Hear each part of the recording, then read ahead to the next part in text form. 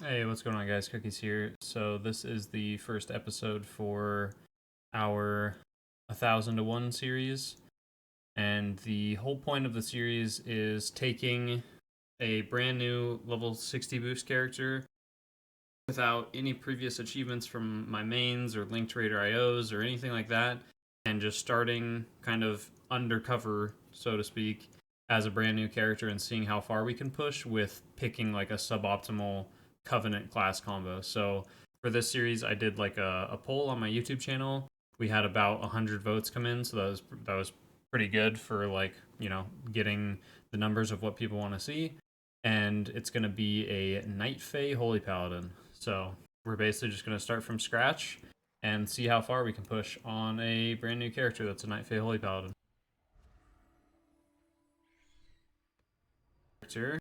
Let me.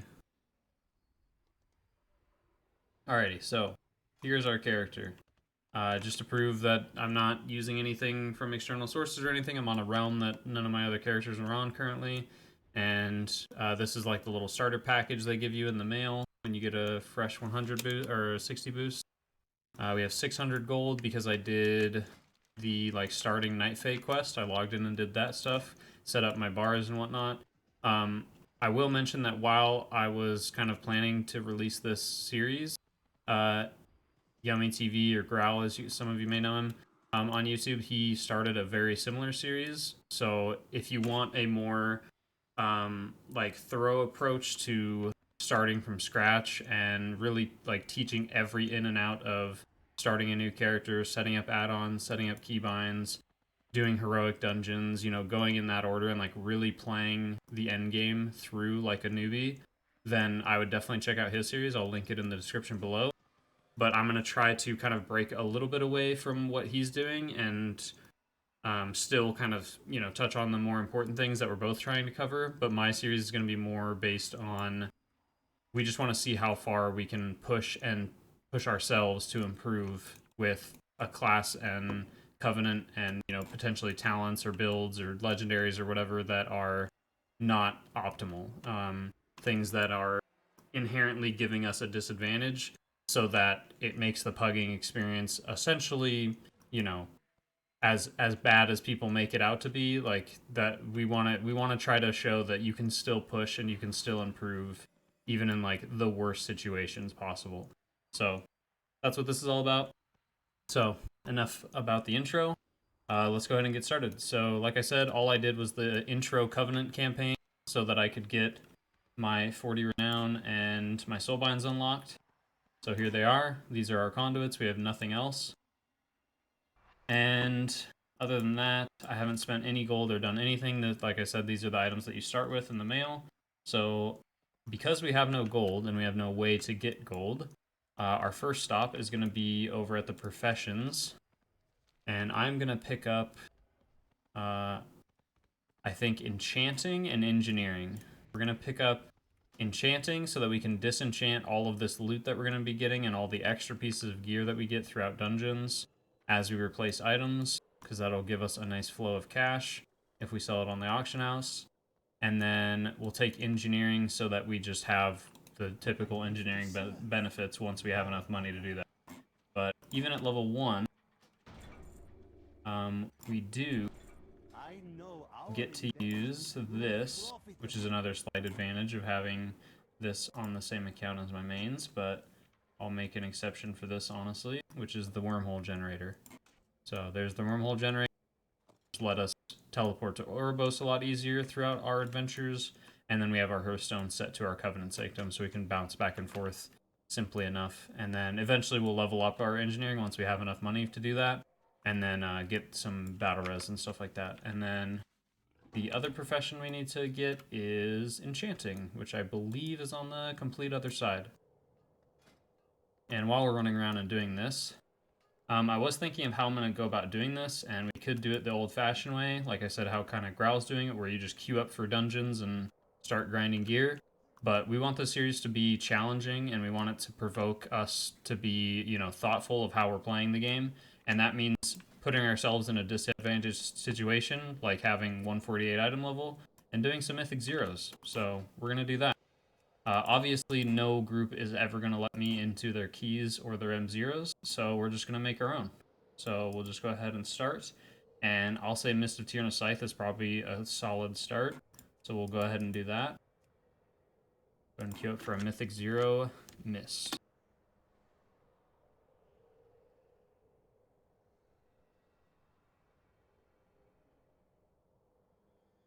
We'll just put it there so that it makes it a little more straightforward. There we go, Mythic 0 Mist. And then we'll get our other professions going. Don't need to spend the money on actual enchants because I'm not going to use that at all. We're just doing it so that we can disenchant, and that's pretty much it. And then eventually, once we have enough money, I think I might switch this over to alchemy just so that we get extra flask duration so that we can spend a little bit less money on flask. I'll put this stuff down here. And there we go.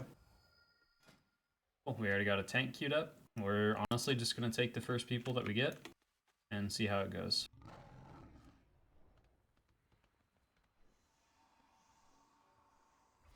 Obviously, the intention of this entire series is to not use outside help, so I'm not going to be, like, obviously people on my friends list are going to see me on this character, so I will do my best to never queue into any groups that have my friends in them, and if any of my friends join or something, I'll ask them to leave, or I'll just step out and we'll find another group, so we'll make sure that it's, like, as much of the pug experience as we can possibly, you know, get ourselves to be in.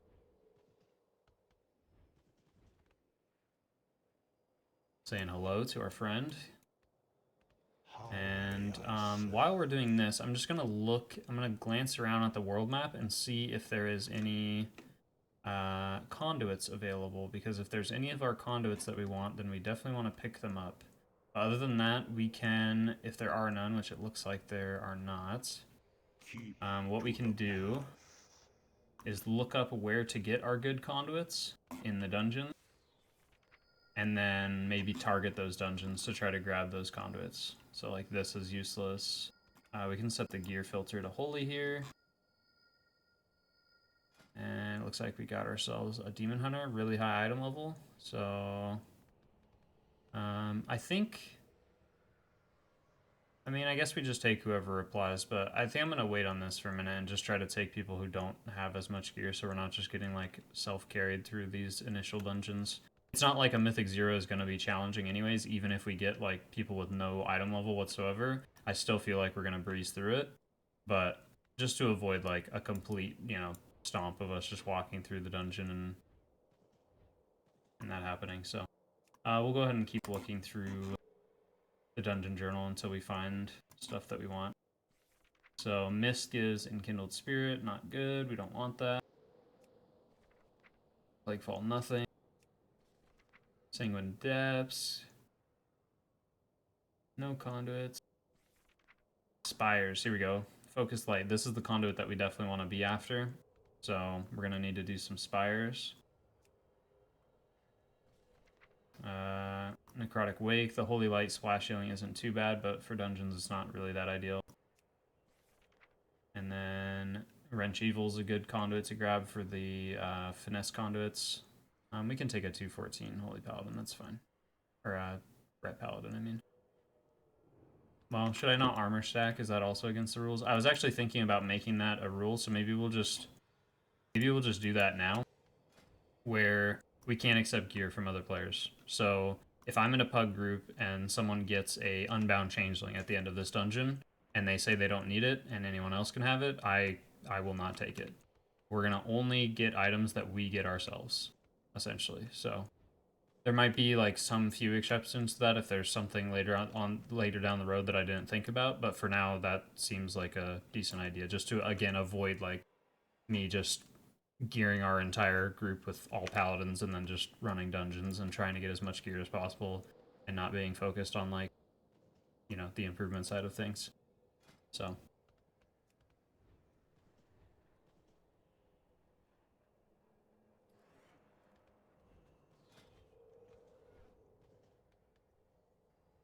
So nothing really on the world map that we can get. So I guess we can do this Torghast stuff while we wait, because I do need to unlock that at some point, even though I definitely do not have enough money to get a legendary. Let's see, maybe I can... I'm trying to think of like what would be the best use of my money right now. Might be able to buy like a weapon or something out of the auction house that's really cheap. That's like way better. But I don't know if that's worth it. I guess we'll just go look in the auction house and then we'll figure out what to do from there. But yeah, as I move this series along, if you guys have like, you know, recommendations or suggestions that you would like to see in this kind of series, then definitely just let me know.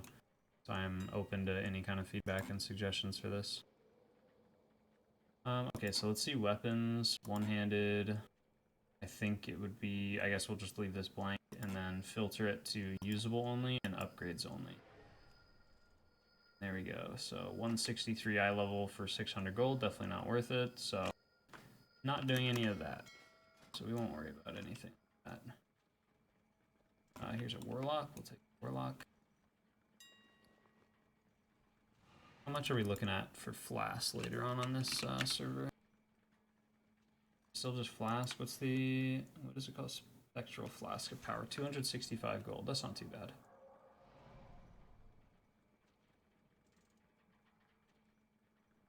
And Celestial Guidance, 600 gold. It's actually more pricey than I expected. I have to wait on some of that. Alright. Then for now, we just do not spend any of our money, I think. Best choice. Save it up.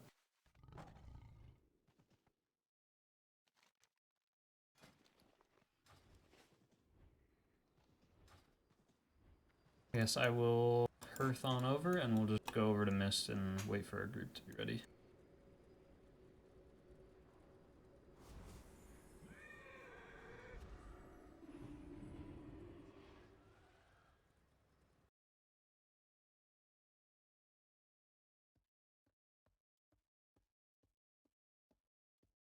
Oh, also, if you guys wanted to see the soulbind that I went with, I set them all up just in case I wanted to mess around with them, but for now we're just going to go with Dreamweaver. I feel like it gives me the most benefit. It prevents us from, you know, it gives us like a cheat death essentially, which is really nice, especially if we're going to be trying to like push M plus with very little to no item level. It gives us another source of taking less damage. When we get below 80% health, we get a nice shield, and then we get a nice haste increase whenever we press our major cooldown ability right here. Which, oh, speaking of, I actually need to make a weak aura for because of mine is not working, which is this one right here. Make sure this works. Okay. Blessing. It's going to be very bizarre getting used to, but we will see. I wonder if we can just find a weak aura online to use. Otherwise, we'll make our own.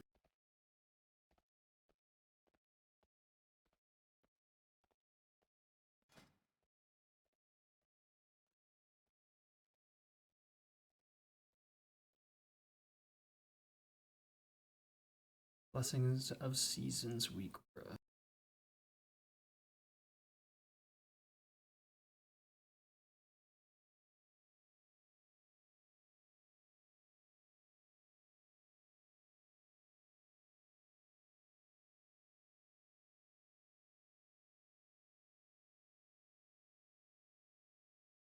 I'm gonna look through a few of these and see if I like any of them.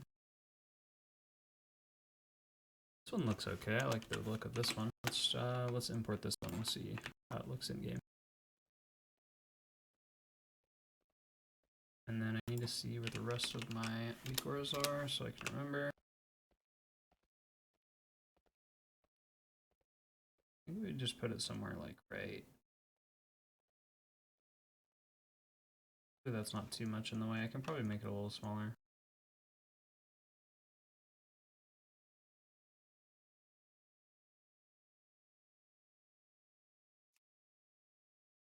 Monk. Oh no, we lost our tank.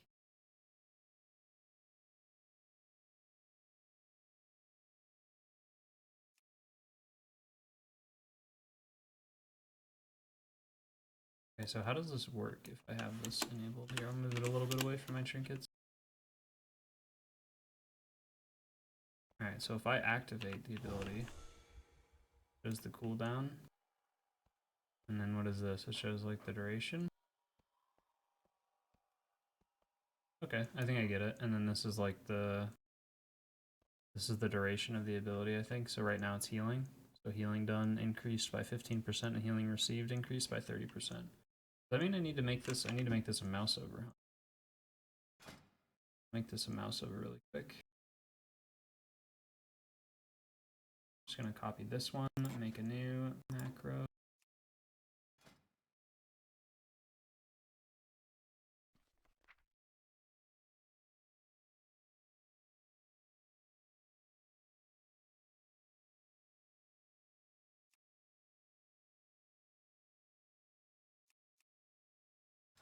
Let's see if that works.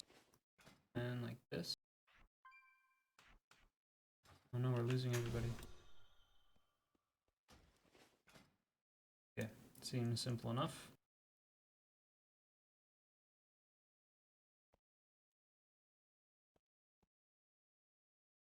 So this will help me keep an idea of like what each one does. So like this one makes it to where whoever I use it on their attacks deal additional damage as holy damage. And then this one up next is going to be reducing all cooldowns that they use by 30%.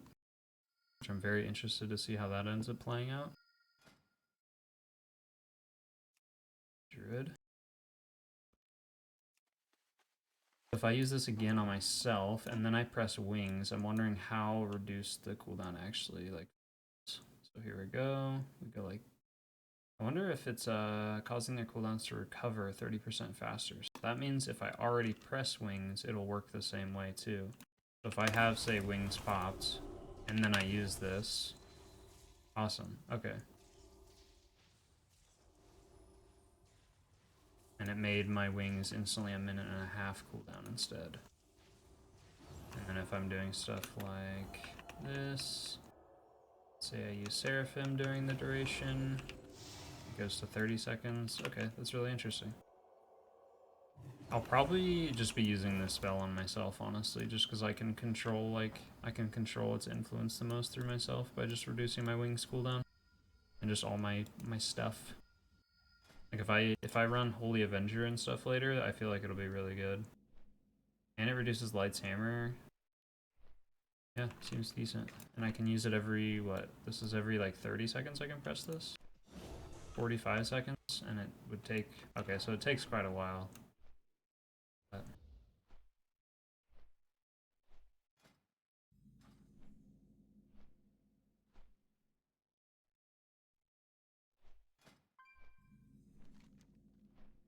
over to Mist here.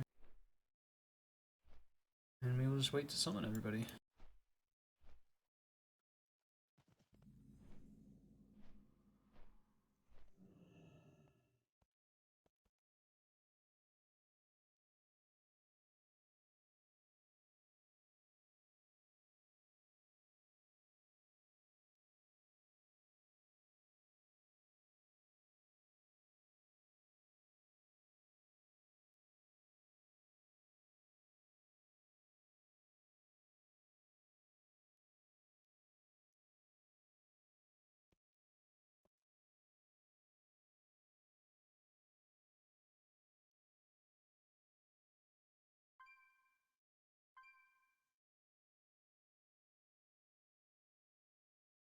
The thing I don't like about this Weekor is it just feels, the art style feels very out of place.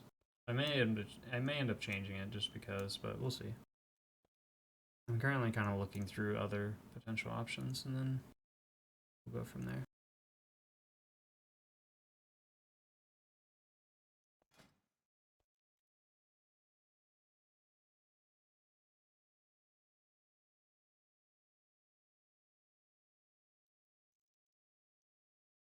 Oh yeah, see, I like this one that I just looked at. Let's see.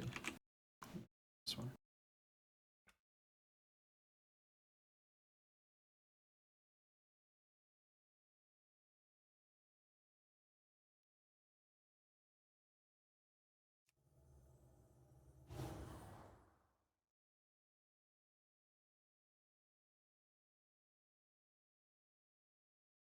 How does that look?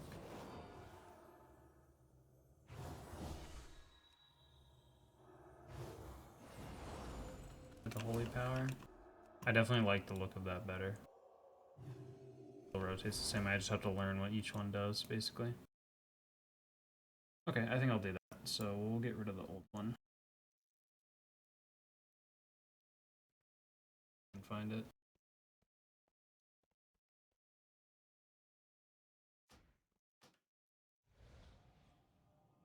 There we go.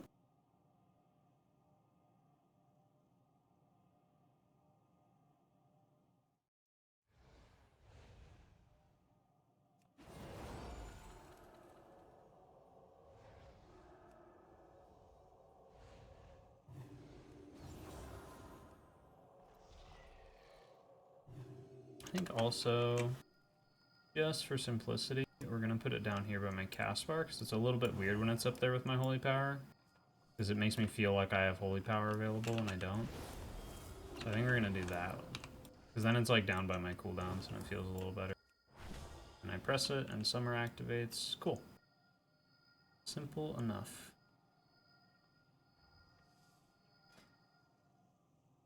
Mage, now we just need a tank again.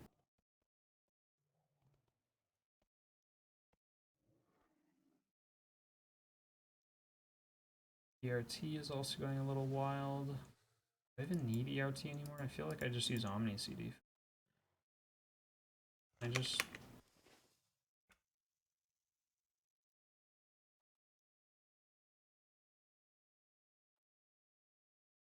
remove trade cooldowns for now.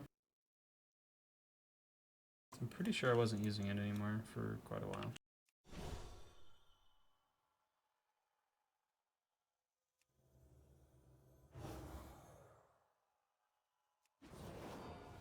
The thing I'm confused about is this isn't tracking the actual cooldown, it's just tracking the duration.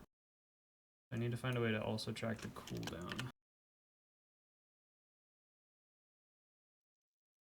Added in here, but maybe I need to change it. Let's see.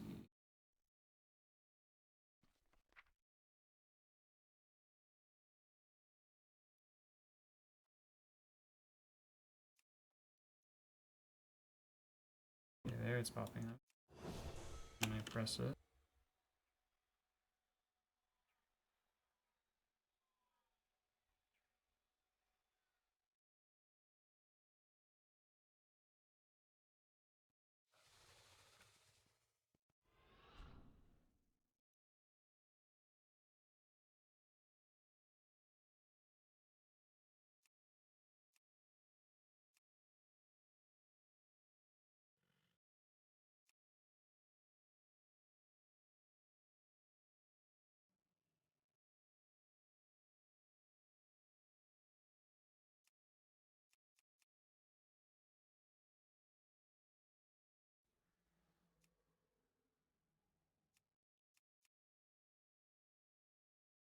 I think I just have to change this to all of them, and then it'll track them.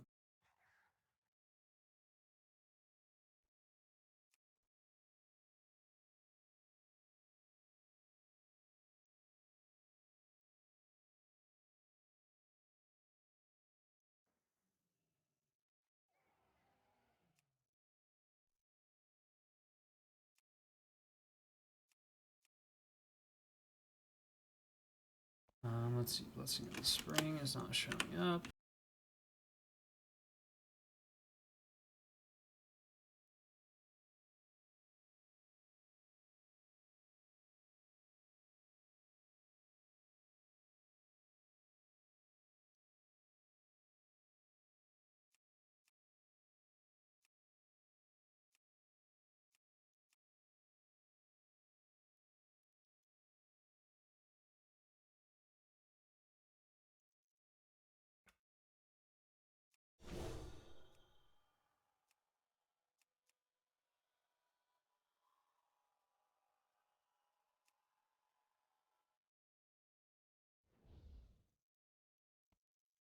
No, it's not even showing it there.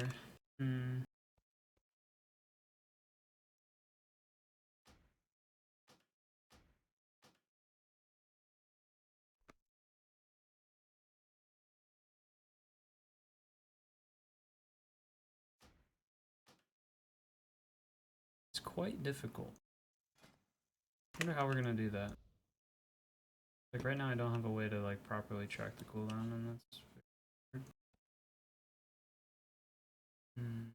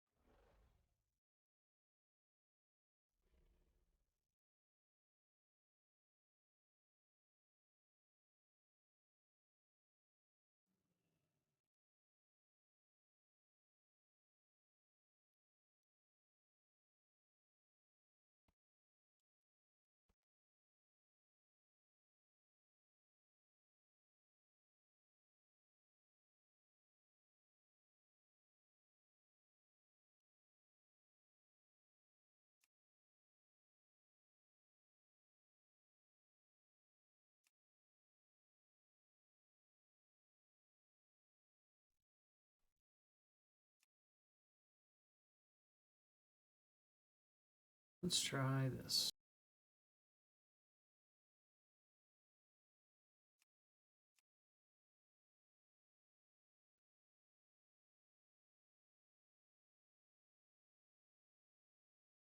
Okay, there it popped up. Now if I use it, okay, so you just have to track summer. Summer tracks all of them for some reason, so there we go. That works.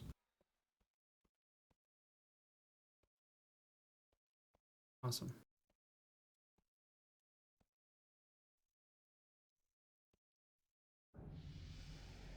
Well, that's the other thing I need to do is we need to disable the auto guild invite thing. How do we do that?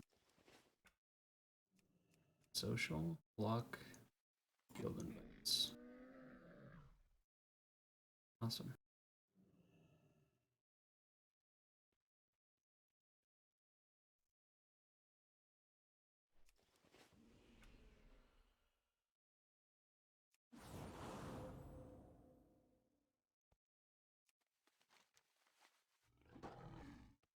Dreaded wait for a tank.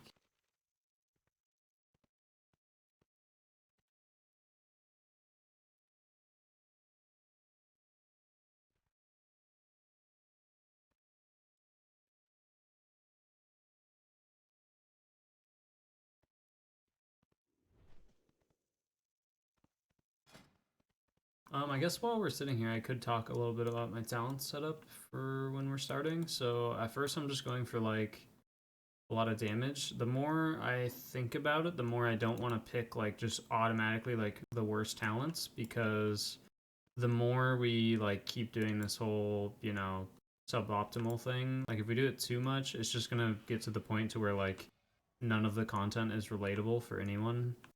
I feel like the point of like the suboptimal covenant class combo and maybe like a legendary is to show that even in like, you know, a bad setup, you can still play. You know, depending on how good you are and how knowledgeable you are at the game, you can still do things that say a Venthyr Holy Paladin can you know, could do. Like you can't do everything a Venthyr Holy Paladin can do, but you can push keys and, you know, get Keystone Master and do 20s and all that kind of stuff, just like a Venthyr Holy Paladin. And it's not that like class covenant combo that separates you from a Venthyr Holy Paladin. It's usually a matter of like player knowledge and just how you're looking at the game and trying to improve yourself. So that's kind of the whole point. So we'll probably keep the talents pretty straightforward and maybe mess around here and there with some stuff like you can see here.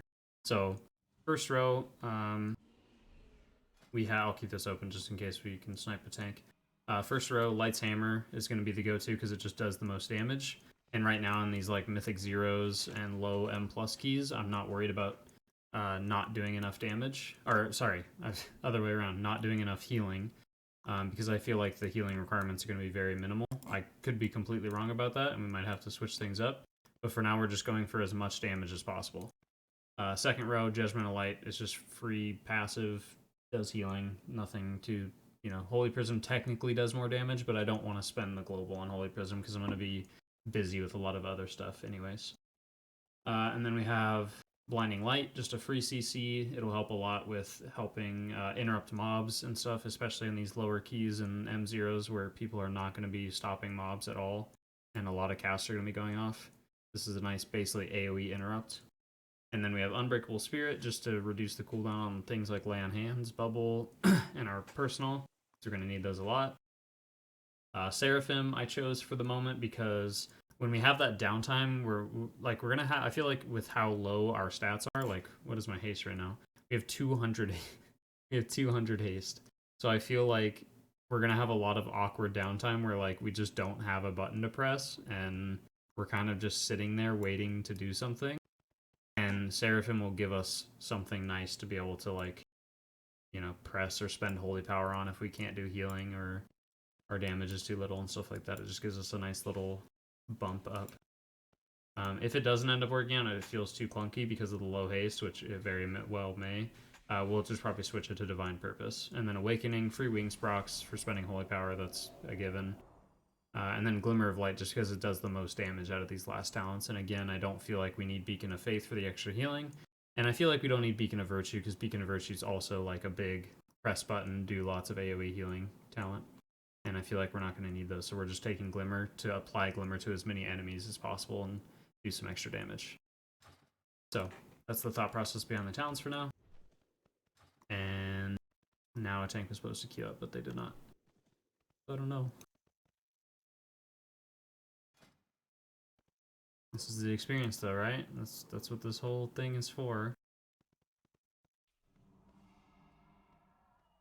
Okay, I'll put, I'm gonna put like timestamps in the video like I always do with most of my videos, and that way we can kind of like skip through to certain chapters and skip all this like massive downtime, because I'm probably just gonna upload it as like a raw upload from start to finish and not really cut anything or edit anything.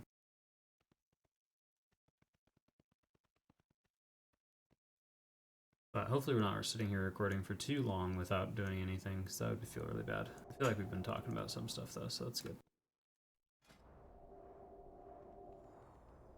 I guess we can also talk about what we want out of Mist. So for healers, luckily, we kind of just want item level. We're not too concerned about what stats it has or anything like that. There are like more ideal stats than others. So for instance, for Holy Paladin, we would want pretty much everything except Mastery. Like crit's okay, haste is amazing, versatility is great. So anything but Mastery on our gear is really good, but even then, if a piece of gear has a like Mastery on it, like if we get this shield, it's not like we're not going to wear it. I'm going to definitely wear it, even at higher item level and stuff, because it's very beneficial to just put on item level. The like biggest pieces in this dungeon that we really want are going to be, let's see, definitely going to be just the trinket. Pretty much every other piece of gear has Mastery on it, but again, we're not too concerned about that. We just want item level. But out of all the gear that we want the most, it's definitely the trinket. Unbound Changeling is like one of the most desirable trinkets for healers in the game because the haste proc is just very, very nice.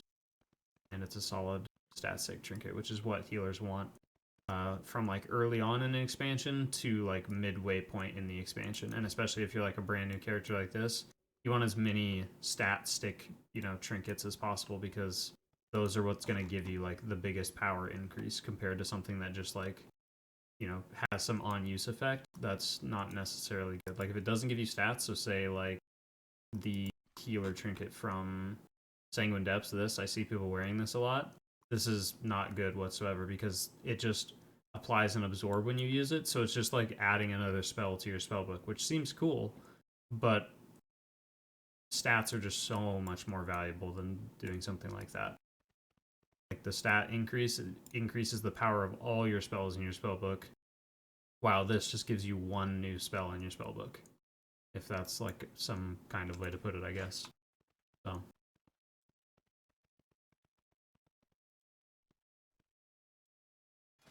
then we already looked at conduits. We're basically going to eventually look through here and try to find like what dungeons drop as much like haste verse gear as possible, because that's probably the gear we'll go after the most is haste verse. So like these bracers, for instance, we'll probably be hunting later.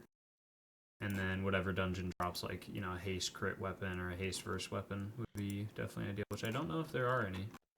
I honestly do not remember.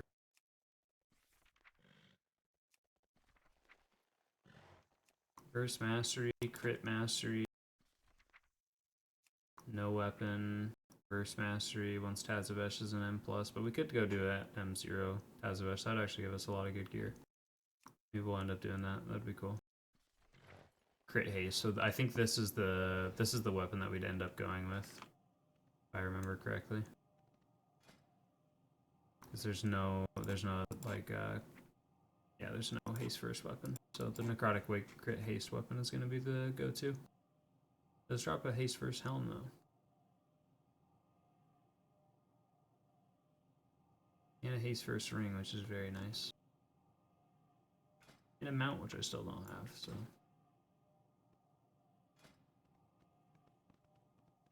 Where are the tanks?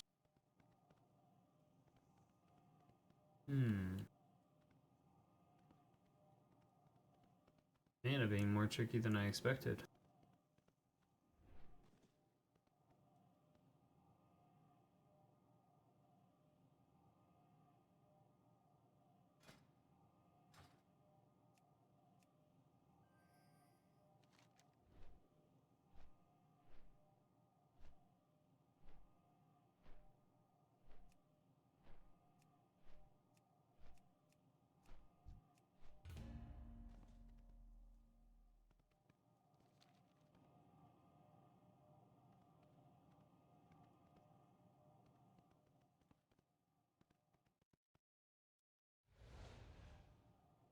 You know what? We gotta put we gotta edit the listing and put summons ready.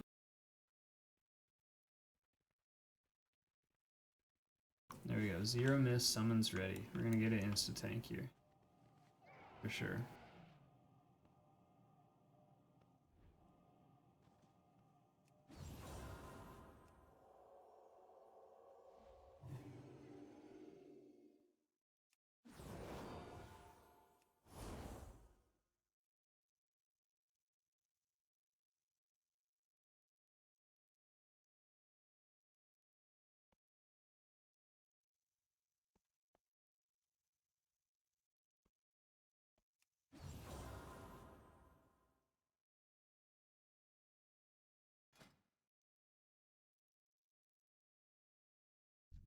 Oh no, our druid went offline. It's doomed.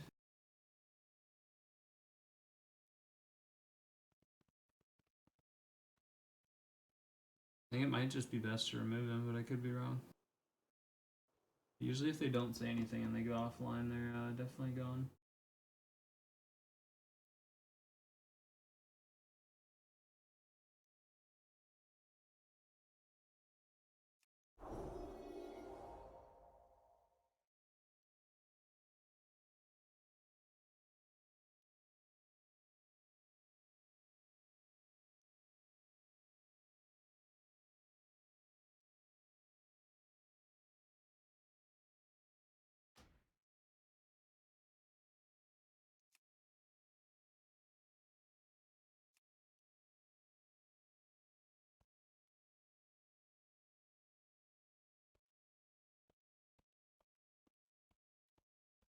All we really need to do is just get a key, and then as soon as we have an M+ key, I feel like things will get a lot better pretty quick.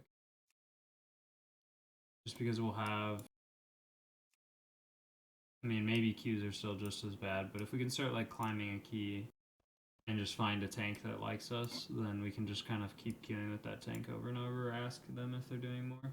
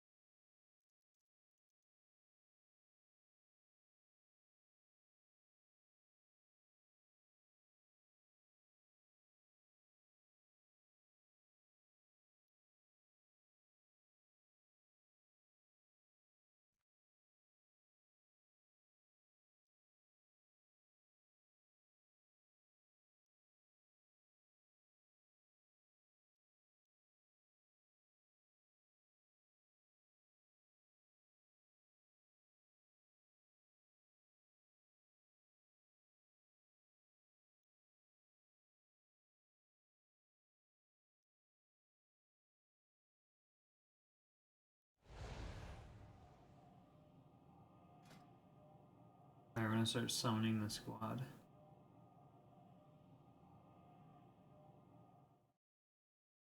That's so weird. He's like popping up as a different name.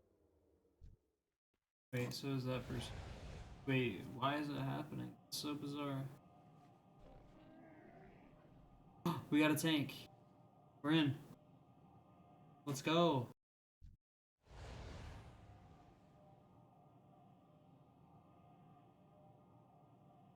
Thought the series was about to end right there. I thought that was it. Alright.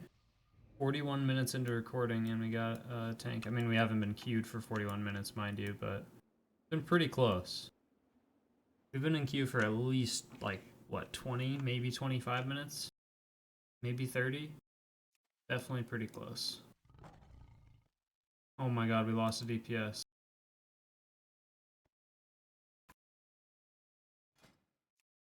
Is this the experience?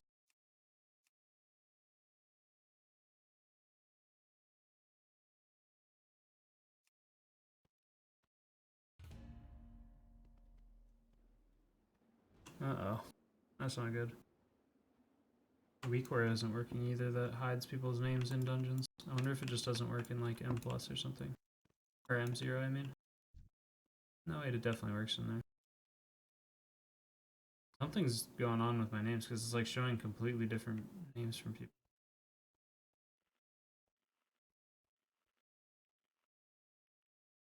How many nameplates change font? It's definitely loading. I guess I'll just give it a reload. Wow, a feast, nice. Alright, I probably should have accepted our 5th before reloading, because if someone's in queue and I don't take him instantly, then everyone's probably going to leave, but we're alright. Hopefully we reload nice and quick. That would be very unfortunate.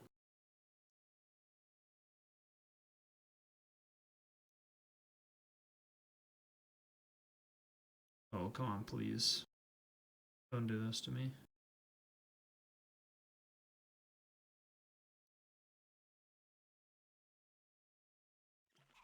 Okay.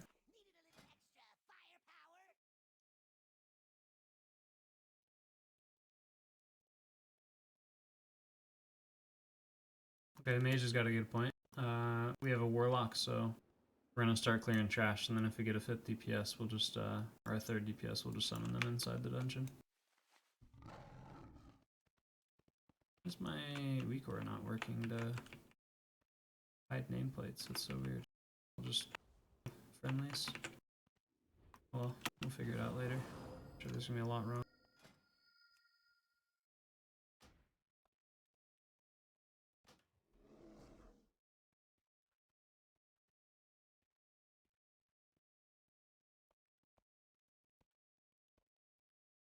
Oh, I get this dungeon started soon.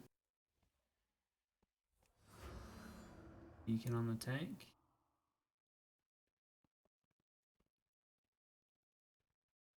Waiting for the Warlock to put a summon down.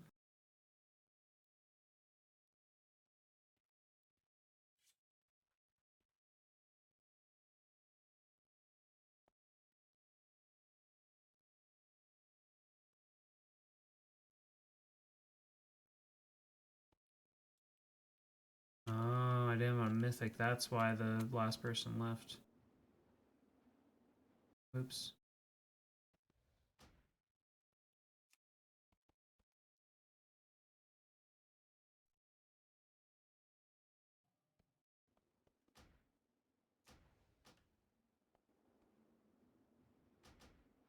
Alright, is it good? Are we good? Finally good?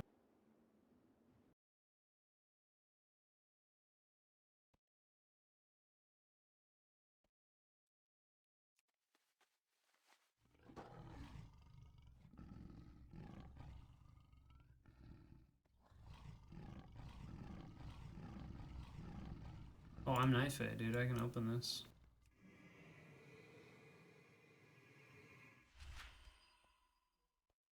Got an Autumn Blessing coming up. I don't remember what Autumn does.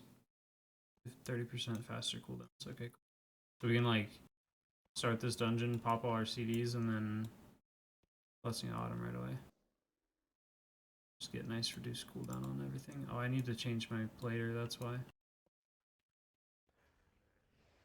Okay, we'll fix it after this. My CDs. It's a minute and a half on these now.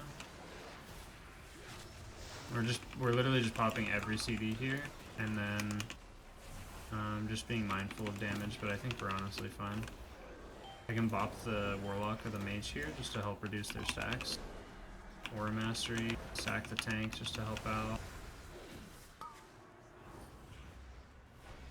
Healing here. Okay, we're actually gonna need to heal. I'm very surprised. Definitely need to fix my nameplates though. I just hodged the villager because I can't tell what's what. Okay, this is looking pretty dangerous. I'm gonna pop my defensive, use a health pot. Okay, we're healing. I'm not gonna heal myself actually, I'm gonna bubble. Put another Light's Hammer down. Not gonna hardcast that, I'm actually gonna cancel that. And we can't press Seraphim here because people will die if we press Seraphim right now. Why does this guy have no health bar? What? That was actually terrifying. Alright. I played it real quick and just enable my profile. So that was very bad.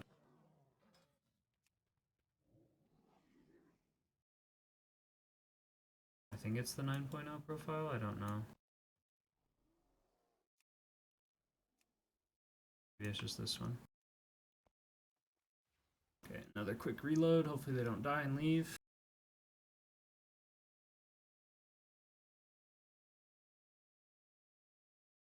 Okay, come on, come on, come on, please. And then I need to disable LVI nameplates because that might be it's like making everything break.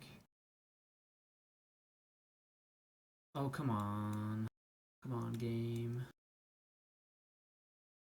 I'm gonna zone back in, everyone's gonna be dead.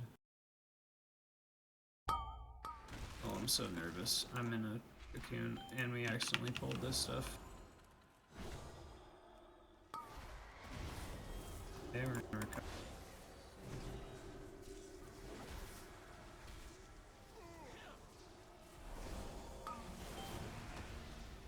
This class feels so unbelievably clunky with how little haste I have. It's insane how slow I feel. Yeah, okay, all the nameplates are breaking because I still have LVI enabled. I need to do one more reload. Sack the tank here. And then I have a Hodge up. We're gonna Hodge one of these harvesters. And I'm gonna put my Blessing of Summer on the Mage. I think I just did, yeah. So he'll do extra damage now. Can I see how much damage it's doing? I can. Cool. Nice wings proc right as the pack ends. That's always good. I'll disable these.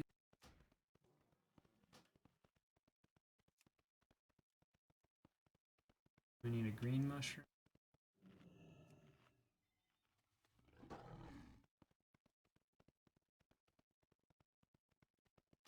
And then I'm gonna reload one more time real quick to fix these nameplates. This one's gotta be fast though.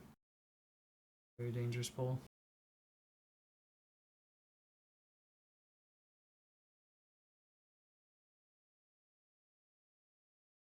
Certainly an interesting first dungeon. Oh, it's taking too long. I'm very nervous. I really should have just ran the dungeon with broken shit and fixed it after. Oh my gosh. Okay. Next is the cooldown reduction one, so I'm gonna wait till we pull the boss because I don't want to use my CDs here. My CDs if like I was here when we started the pull, but it's not the case. Alright, so we're just gonna start the pull off and just press all our CDs. Even though it's not super ideal, you usually want to hold your CDs for when you burn the tree down. Oh, bigwigs is another thing we need to change. Alright. There we go, we activate our blessing. We dispel that, because got hit by the frontal. As much damage as we can to the tree. Like I was saying, it's more ideal to press all your cooldowns and do as much damage as you can once the tree goes down. 20% health. The boss becomes vulnerable. This is more ideal to press CDs here, but yeah, exactly. The boss is gonna melt no matter what. We have a mage, so I feel like I made the right choice. It might be a 2-phase worst case, but that's fine. We're not on a time limit, it's not M+, so it doesn't really matter.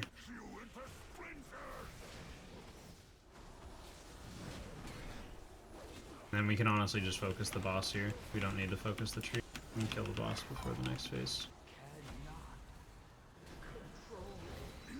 And I'm pumping. My face pumping.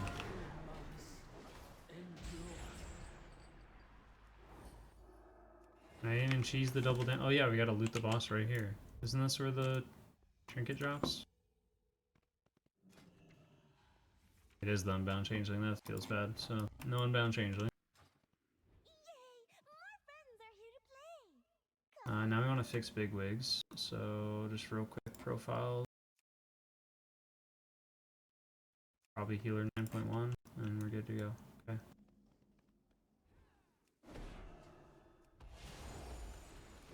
And they probably didn't either, so I'm gonna solve this. So we have empty flower, full flower with a circle, full flower, so it's this one here because they were all flowers, which means that one's a leaf.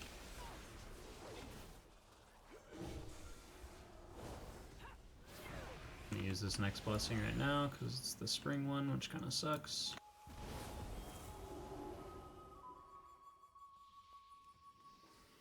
Okay, we got an empty leaf with no circle. Full leaf with no circle.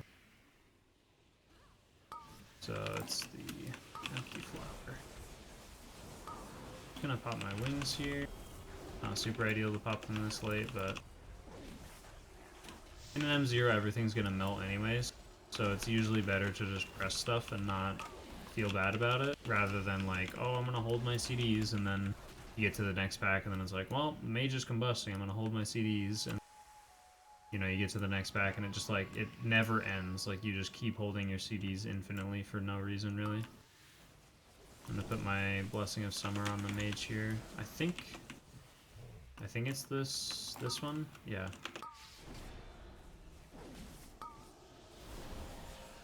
We can bop that bleed off the warlock, even though it's not necessarily required, but it's nice to get rid of the bleeds if, like... So, when the Stalker starts casting, like right here, you'll see who he targets. If it happens again. No? Okay. Well, you'll get a little, like, warning from Little Wigs telling you who it's targeting, and you can just bop them preemptively if you think that the cast is gonna go off on, like, hierarchies.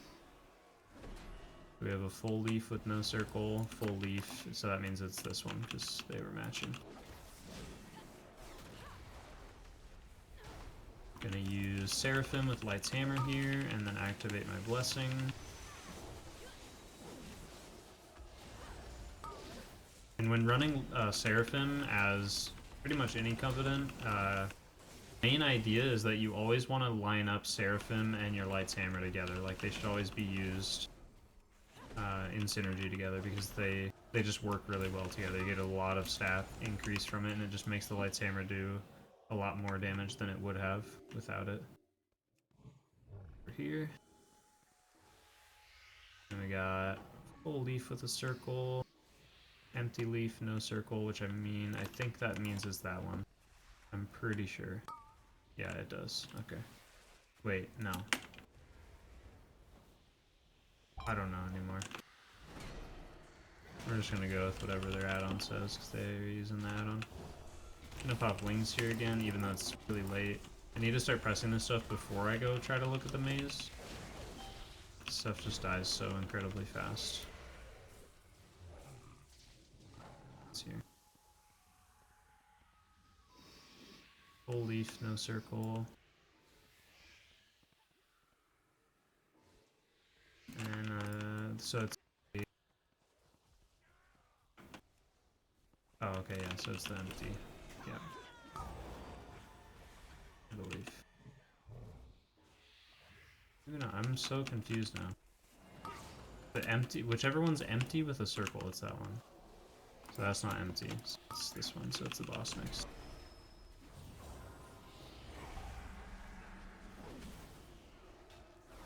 I'm also just gonna press my blessing here because it's the healing one again. We just want to get rid of that as soon as possible, I think. Unless we're doing specific pulls or bosses or certain affixes and stuff in M+, then we might want to save it for certain things. Okay, here we go. So here I Lights Hammer and then Seraphim.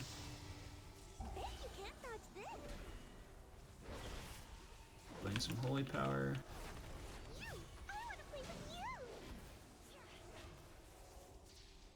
I just have like nothing to do. Like I just actually have no buttons to press. Because my haste is just so low.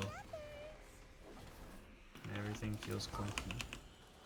I just hard cast some Holy Lights.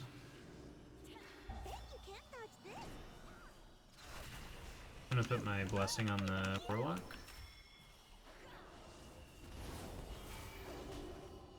Oh, it's not this one, it's the full one. We need to help our team, I guess. I didn't think about that. And the main thing as a healer with this boss that you should be focusing on is like, just think of using a cooldown for every intermission. So for instance, like what we're gonna do here is sack that guy because he's gonna get hit by the lines. And the next intermission that happens, I'm gonna press Lights Hammer, Wings, and Seraphim, and that's gonna be like the cooldowns I use. But I need to wait until we find which one it is. So it's gonna be the empty one over here. I'm gonna mark it a bunch of times on the ground so that people know. And then, oh no. Lights Hammer, oh boy. We're healing him up. I accidentally used my blessing on him instead of myself, but that's okay. Gonna Hodge this fox so that it doesn't run into our group. Even though it's late, we're just gonna Seraphim because Lights Hammer's on cooldown now. Out of the way of this, and then we're gonna try to do enough damage to the boss here to skip the fade. No, we're definitely not. It's the full one right here. A bunch of times. Watch out for this guy. I'm just gonna try to kite him away. Oh no, I'm gonna bubble. Probably kind of ran in the way. I should have ran like longer, you know, around. And we're just keeping the Shaman alive here.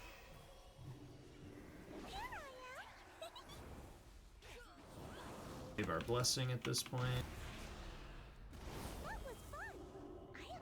And then usually I would drink here. But we'll just, we have mana, so we'll just kind of sit here.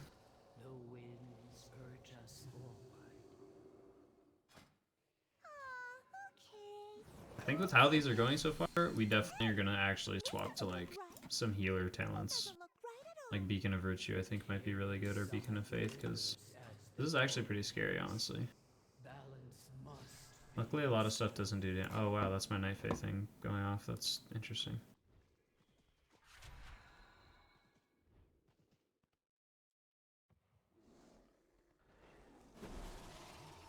Here we're just going to help do as much damage as we can to the Staghorn. Again, using Seraphim and Lights Hammer, and then I'll use my blessing on myself. Oh, this blessing is actually really nice with Lights Hammer. So what this blessing does is the blessing of Winter. And what it does is every time I deal damage to something, they gain a stacking debuff right here. You can see like all of them getting to around 10 to 11 stacks. And it reduces their attack speed and their casting speed by, I think, like 2% for each stack. So they just get super, super slow. So like in really big packs later on in hierarchies, like this right here, it would be really helpful to try to have a frost, like a frost blessing, or I guess a winter's blessing, I'll try to call it. And then also having, like our Lights Hammer available. Because then we just like combo both abilities, and just everything in the entire pack just gets significantly reduced in how much damage it deals to the tank. Because auto attacks are actually like so much of the damage that tanks take in M+. And here, like, we have a Hodge available, so I'm just going to Hodge one of the Reavers just to help reduce damage and also keep it in the group. And then this stuff, honestly, doesn't have enough health, so we're going to save our our wings and our lights hammer and stuff for the next pack. Okay, so here we go into the next pack, and this is where we're just gonna kind of pop everything. Just use my blessing on the tank because it'll make him increase his own self-healing and how much healing he gets from me. So that'll be good. Be better than putting it on me, I think. Just doing as much damage as we can. Making sure I holy shock a different target every time to spread glimmer. And a little bit of healing with the holy power. Otherwise just doing damage. And here, like this last acid gullet that didn't have glimmer on is gonna die anyway, so there's no point in holy shocking him. I might as well just reapply it on the staghorn. Or whatever target's gonna be alive longest.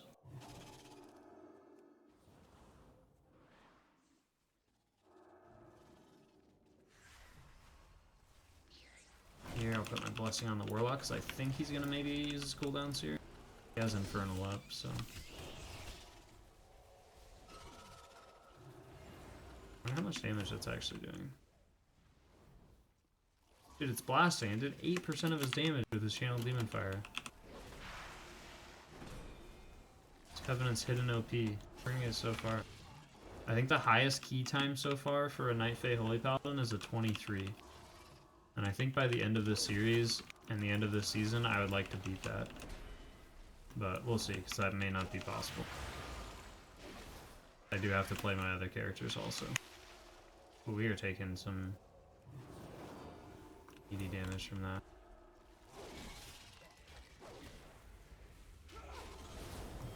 Back to Autumn, so I'll just use it on myself, I guess. Even though all my cooldowns are up, but...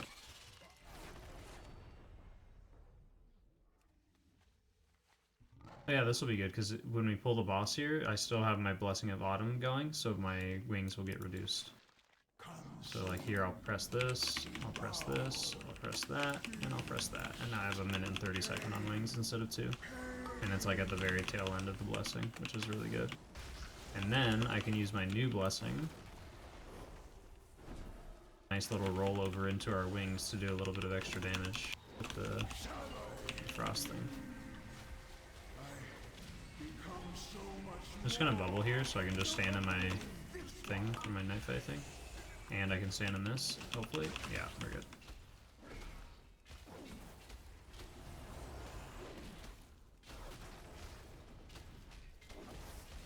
And I'm pretty much just using all of my holy power on shield to do some damage. I could go for wings procs, which technically would be better, but at least I have, like, it's so unlikely that I get a wings proc just because I'm not casting it very often. To get a wings proc very often. So, just gonna Aura Mastery here. And then I'll use Blessing on the tank again. Oh no, our friend. No one interrupted. Finally. Let's freedom him so he can run away a little faster. I don't even think I have that conduit, so never mind. It doesn't give him movement speed. Oh, he's just like not moving away. This is really bad. Okay. Oh, that was a big heal. Run away from the mage a little bit. I can predict your every maneuver. Alright, there we go. Nice. Any loot? Nice. We got some avoidance legs. And we got a key. Huge. Alright, let's go. 210 eye level avoidance legs. That literally put us up almost 4 item levels.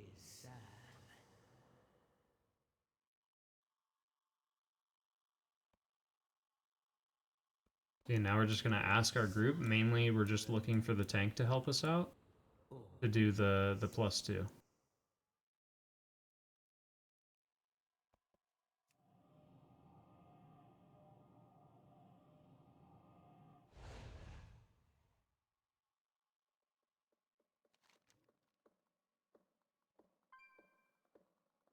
Alright, that's alright.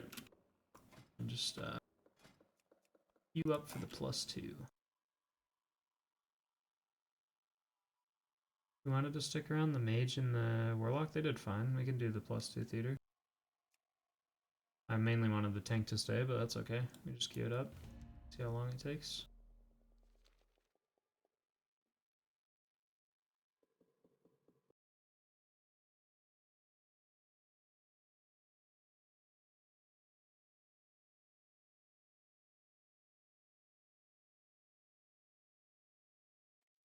This is also why we're gonna run the level 1 engineering with this wormhole generator toy, which you get the toy just from the auction house. It's usually pretty cheap on most realms, and then once you buy it on one character, you have it on every character on your account.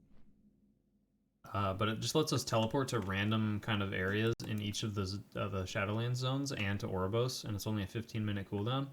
So every single key will just be able to like teleport relatively, you know, in the area, and then just fly over to the dungeon nice and quick, just to help keep things rolling. And then also just going back to Oribos if we need stuff like enchants or gems later on, or we need to, you know, sell stuff on the auction house, all that kind of stuff. And I think with this stuff we can't disenchant this stuff because it's the very like starter gear, so we just have to delete this, or I guess technically we could sell it to a vendor. So we'll just grab. Next time I see somebody on the vendor mount, I'll just sell it on there. Cool, we get a priest. Should probably pick up a melee DPS because we are lacking some interrupts right now. We also don't have a soothe.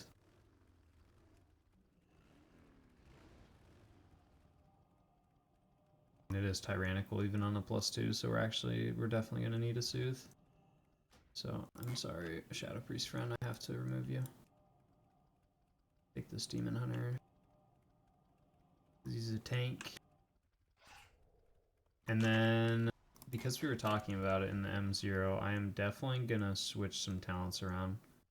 We're gonna go with, let's see. I think what we're gonna do, honestly, is go with Beacon of Faith, Holy Avenger. Seraphim felt okay, but we're gonna go with Holy Avenger just for a little bit more healing throughput. Maybe Divine Purpose, because that gives us like a potential chance of casting more spells when we don't have anything available, which is kind of nice. And then we can stick with Light's Hammer. I'm honestly fine with Light's Hammer because it's just a nice button to press when we have like all our cooldowns rolling and stuff. So this looks a lot better. We'll just do this. Then we just need a Druid. So we will honestly just take. We just take the lower eye level guy. I think so. Yeah, sure. Why not? There we go.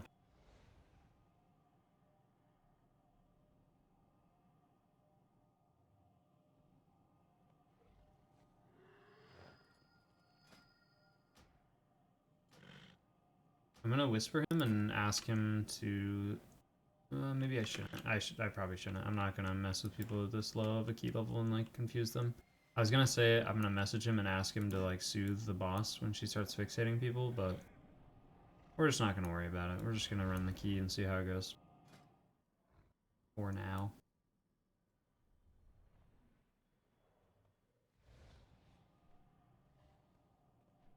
How much did it's actually hard to calculate because I used it on different people, but I'm curious how much Blessing of Summer did on that dungeon run that we had. We had like on the okay, it did 0. I think I cast it once on him, so it did 12k. Didn't cast it all on this guy. Mage I cast it on like once or twice.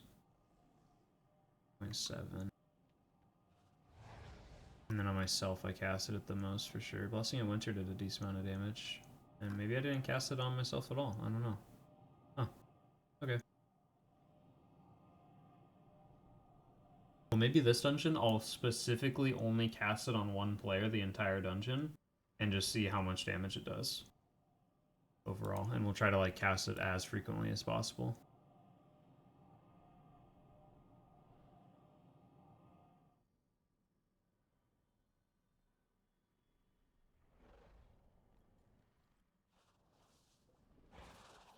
We have everyone here. Is the tank here? No, and the warlock's not here.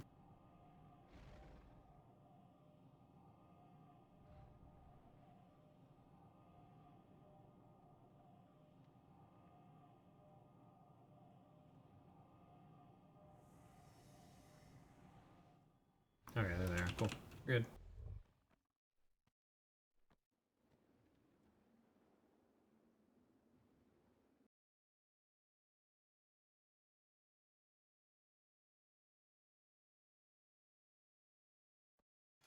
If we get this +2 done, that means we get a vault. Because vaults are tomorrow, resets tomorrow. Recording this on a Monday, so in the US.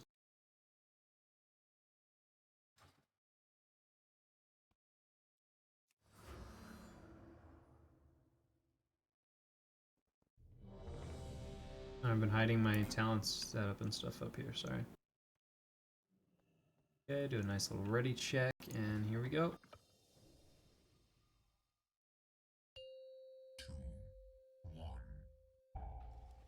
Alright, so I'm gonna put my other beacon. Oh, I have not had devotion on this entire time. Where is it? Oh no.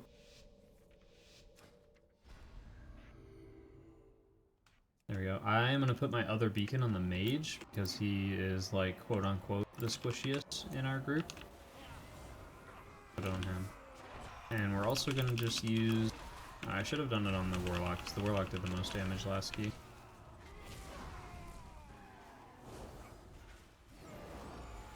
I think I'm just gonna put my Blessing of Summer on the warlock like every time that it's off cooldown. There I use it on the mage, and that was he's saving combust for the boss, so that was definitely not worth it.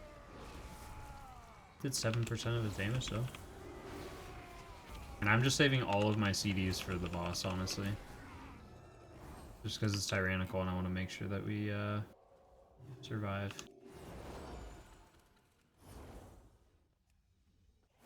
Okay, throw a Light's Hammer. We don't have Seraphim now, so and Glimmer, so we don't have to worry about that stuff. I'm gonna just use Blessing of Summer on myself. But not Summer. Autumn, which reduces cooldowns. Focusing Dessia. Mainly as a healer here, the focus should be just help kill Dessia as fast as possible, or Sithel, whatever your group is focusing. Yeah, see, the Druid is not going to help interrupt that, so we're just going to focus Sithel. No point in focusing her through that fixate. Just needs to be soothed. I'll just hard cast this while I have not much to do. Buff the Warlock a little bit. Oh no, we can help him. Oh my gosh, that was so clutch. Okay, so that tells me we need to be a little more mindful about a couple things. So we're just going to bubble this Searing Death off ourselves, because that's really deadly, especially on our item level. And when this stun goes out from Zira, the invisible rogue lady, we're going to make sure that we stun it. So I have Blinding Faith up. I just looked down there. Blinding Faith is available. So that's what we're going to use. So here she is. I wonder how much I was just talking through that and you guys were just watching her stunning someone. You get the idea. Proactive, not reactive. Alright, we got the bosses down. I'm just going to use my Spring just to get it on cooldown so we don't like it. I think the Spring Blessing is always best used on the tank. Like, the only time you would use it on yourself is if your whole group is taking damage and you need to do some, like, really big triage healing of, like, AoE and stuff. Like if you're on the, you know, one of the Tormentors or like, the Lieutenants or, like, Prideful back in Season 1, it would be really good to use. Oh my, this is not real. I'm not playing this Soulbind anymore. Make it stop. That was so bad. It slow-falled me. This pack, we just focus the Arbalest. See it cast Jagged, I think it's called Jagged Coral, and that's what needs to be, like, healed through. So whoever it targets, you just need to heal them because it's a bleed. I don't have it enabled to, like, show the bleed duration and everything on my frames, but need to fix that. Oh, come on, I just got in there. I'm just gonna hit myself with it. I know I'm going against everything I already said, but we're just gonna hit myself with the Blessing of Summer since I have wings up. I'm just gonna go ham.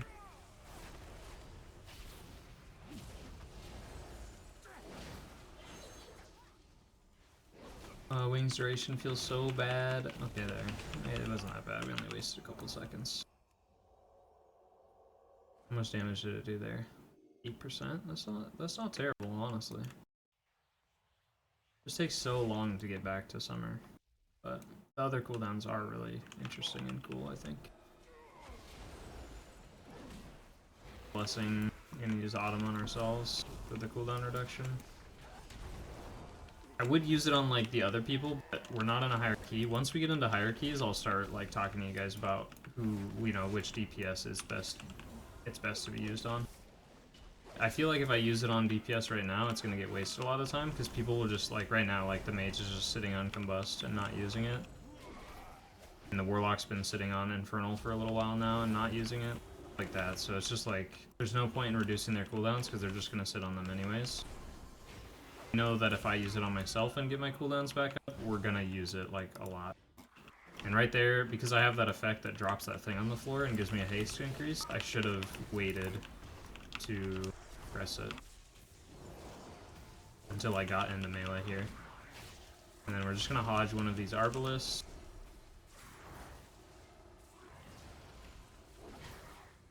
So I targeted the mage with a Word of Glory, which was a bad idea because he has the beacon. So what I can do is just sack him and then target other people, and he'll just naturally get healed up. Do you see how much it's healing him? Because like the sack in combination with the beacon just makes it to where like there's no way he's gonna take that much damage to where he, you know, it doesn't work. Oh, I did it again. We pressed it back there. I knew I was gonna do this when I took this soul blind. It was so bad. Just gonna bop that. Need it for anything else.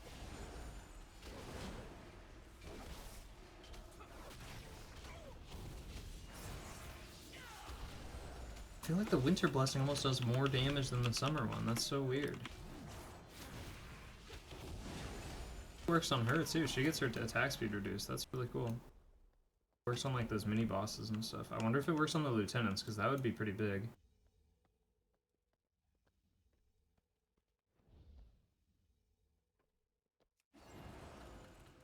Okay, here we go. I'm gonna press the blessing on myself. I should use it on the tank because it's the healing one, but do a little bit of triage healing on the group. Jump here. Got Consecrate in between both these. It's just gonna die instantly anyways. Here you don't actually need to heal anyone. Like even right now I do not need to heal this. Okay, I need to heal the Warlock because he's standing in shit.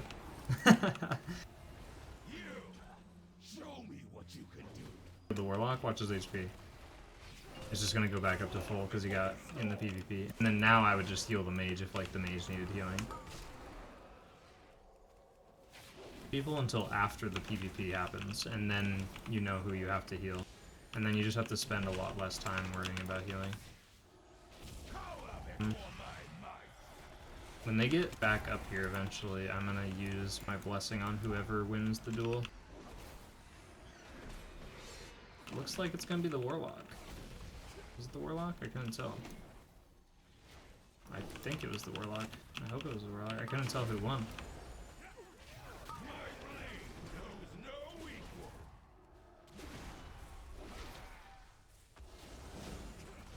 Press wings.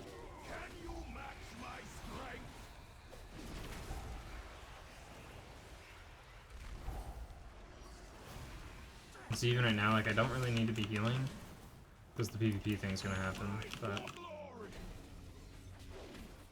when the boss dies like this and they're still down here PvPing, you can actually jump down here and CC them if you, like right there, I could have hodged the mage if I would have done it fast enough.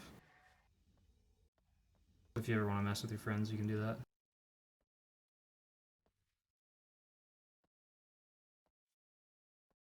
Our damage is definitely low, but not often. We just need some trinkets and stuff. I guess I should be following the tank.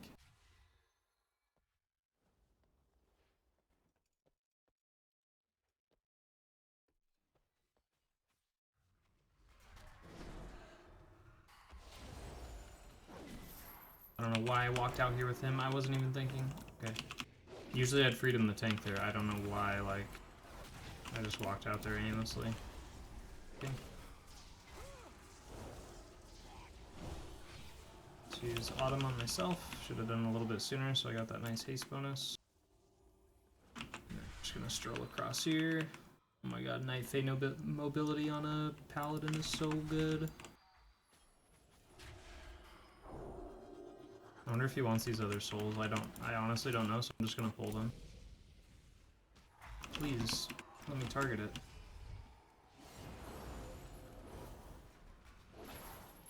And here we can Blinding Light these guys. It's very good against these creatures. I believe you can also Shackle and Dead them if you need to. Or Turn Evil, I mean. If, like, they're casting and killing someone. Cool, got a Wings proc right here. I can save my actual wings for the bigger pull in the middle of the next platform.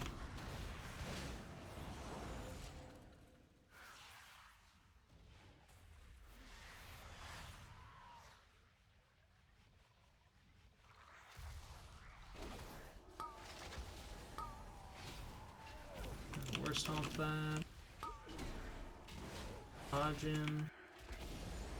Dodge for the next pull, just because the next pull is a lot more intimidating if you miss interrupts. But we will have Bubble, we'll have Aura Mastery, we have Wings. Like, we have so much to just overkill this pack that I'm not too worried about it. We'll see how it goes. Lights Hammer, Wings, put Blessing on myself because there's going to be AoE damage to heal.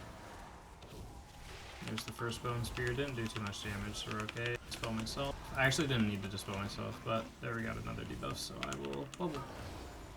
But instead of dispelling myself and wasting the global, I should have just bubbled right there to remove the debuff, because then I can just dispel someone else. Or just not have to use that global on dispelling, and instead I can just focus on healing.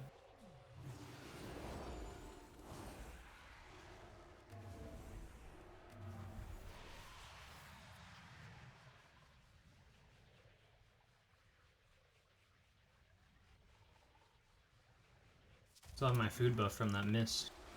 So it's also flask. I'm gonna watch our feet here, and everybody's feet, because everyone's gonna be taking damage here.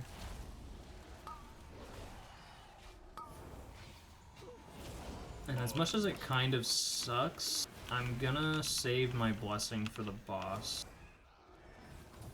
It honestly sucks to hold it for that long, but it's honestly not going to be that bad just because of how how fast these packs die. So I could use it here and get some like really good free damage off, but I really want all the damage we can get for the bosses. Stuff goes wrong, even though it's only a +2. Like if anything was going to go wrong, it was definitely the first boss. I have time to Lights Hammer here though, so I'm going to do that. Spell myself. Press my defensive because I got another debuff.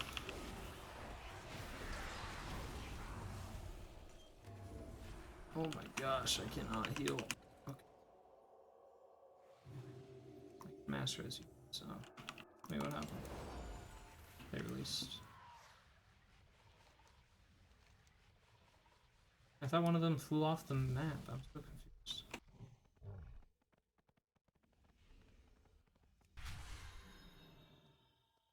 Alright, let's go. Oh yeah, he did. He's right there.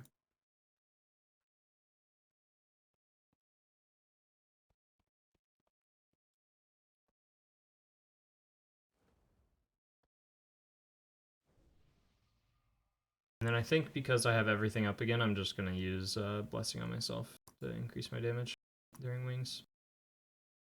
Not do very much damage on me.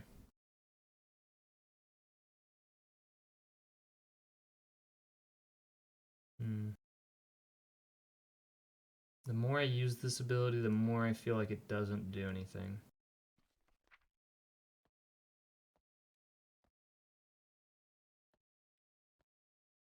Maybe it's just because we're on such a low key. Maybe like as we go up higher and higher keys and do, you know, more and more damage, because it's like a scaling thing, like it does 30% additional damage to whatever you just did as holy damage. So maybe once we have more gear and have like some sick, you know, DPS in here, we can pop that on them and it'll just go absolutely crazy. Because I mean, 30% extra damage on like you know, every other hit is, I mean, that's quite a lot of damage.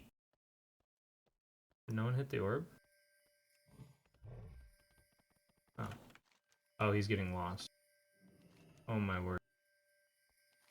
Oh no.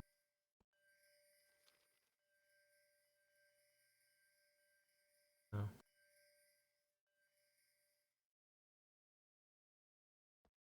He's so lost.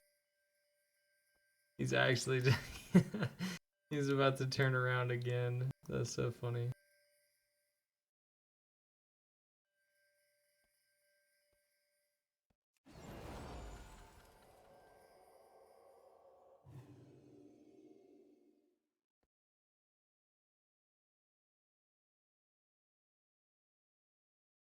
All right.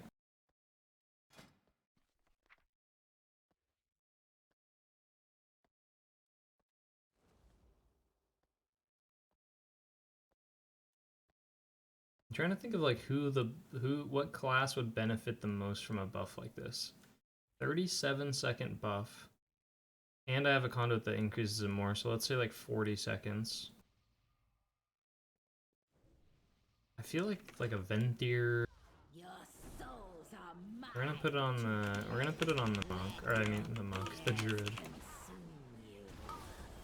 Spell the druid here. And just heal the warlock with holy power while doing damage.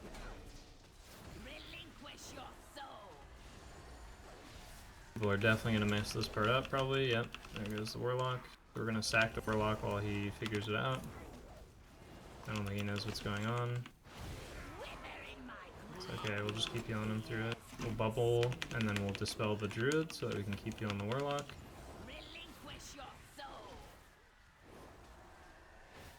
Healing the warlock here. Oh, and mind controls him eventually, that feels bad. Oh no, the druid's messing it up too. Land hands the druid. Oh my gosh, this is so bad. No. Don't have our B-reses yet either. I think we still got this. Yeah, we're fine. Just knows what he's doing.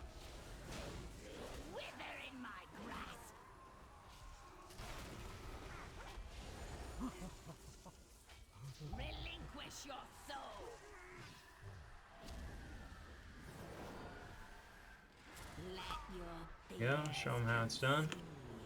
Spell mage. This, and then I'll blessing the mage. He's combusting right now, so the frost buff will get a nice. Oh, how to word these blessings. Oh, it's on me again. Just defensive here. And we're honestly just self-healing, honestly, like, because. And then I'll dispel mage here and just self-heal. Wings. And another thing on us.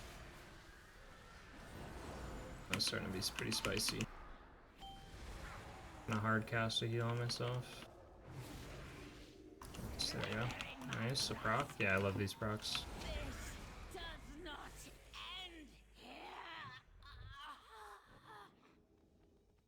Oh, jumped off on accident. I wonder if you just did it on purpose. The hardcore skips. Still got our food buff from Miss. We're keeping it. For this whole dungeon. Ain't never letting go.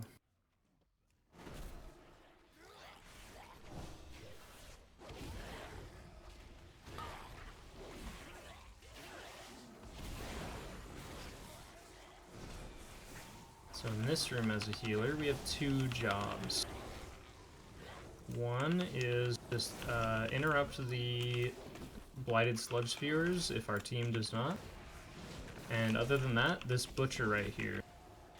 We want to use any CC we have on him every single time he does the Devour Flesh cast, so you'll see it. So this first one, I'm already going to plan it. I'm going to Hodge the first Devour Flesh.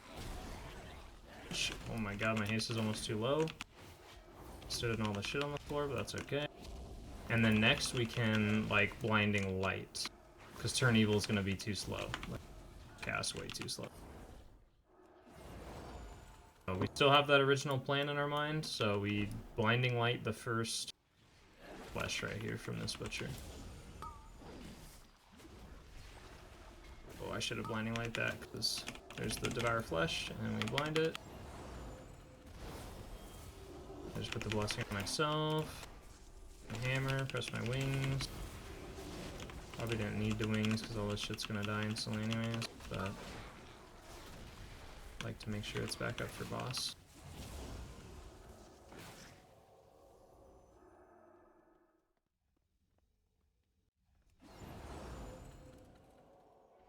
Are we just pulling it? Okay. Nope.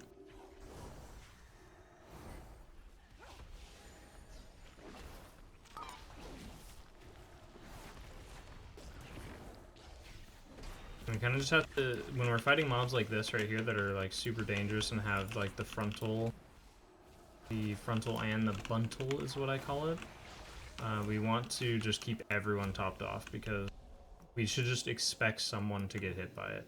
It's not like, you know, it's not us downplaying people's ability to play, it's just we gotta set reasonable expectations in a pug, so we should expect someone to get hit. Again, we have this butcher. Game plan is to hodge the first devour flesh cast. There it is, we hodge it. And this mob is such less of a problem if someone, just anyone in the group, handles it. One person can always handle it. So be that person. It saves the group a lot of time. They do like 25% health healing. Just gonna blinding light that because no one was interrupting it, and we don't need it for anything else. Butcher coming, or we have a butcher coming up, but not during this pull. And I can be ready here again to interrupt. So there's a turn evil. I kind of pre-casted it if you saw that. I kind of just like waited and thought to myself when he was gonna start casting, and then I just cast turn evil, and if he doesn't start casting it, I just cancel it, and if he does start casting it, then cool, I'm ready to go, because I'm already casting turn evil. Butcher, same exact plan. Gonna hodge the first devour flesh. Can also save my wings and stuff for the boss. So there's the hodge. And then we can turn evil the next one, but they're usually dying every time before they do a second cast. Yeah, this thing's getting deleted. Okay, on to the boss.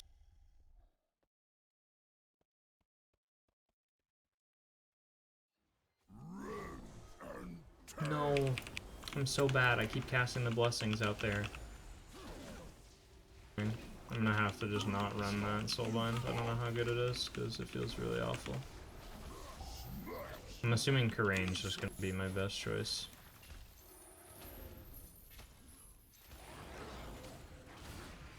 I'm not gonna bop yet, but when somebody gets hit by that chain, you can bop them and just it gets rid of the bleed. I'm gonna save it for when it's a little more dangerous and a little more damage.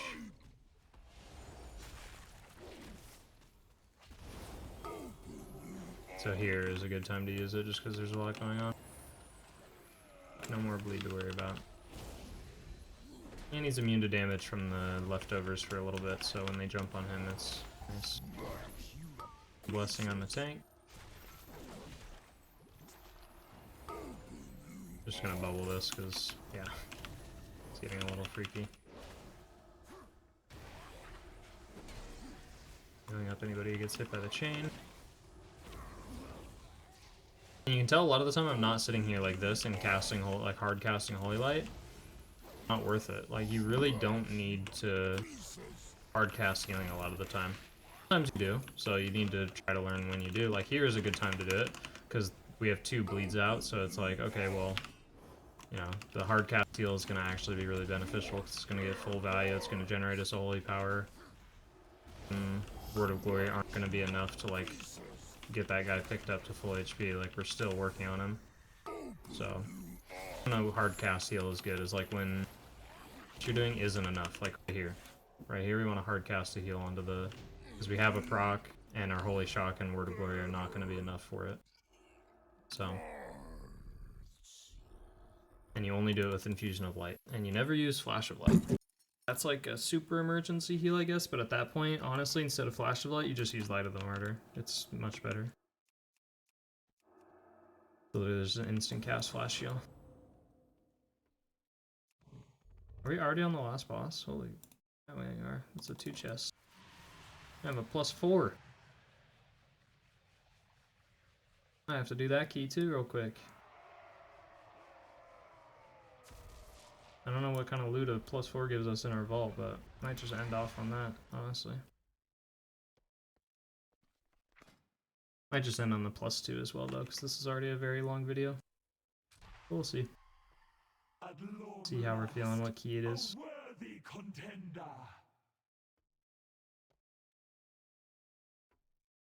And I know what people are probably going to say. They're probably going to say, well, you should be doing M0, because that's where you get the most gear. And that is correct, and we are going to do more M0s probably, but... So, we're going to try to challenge ourselves as much as possible.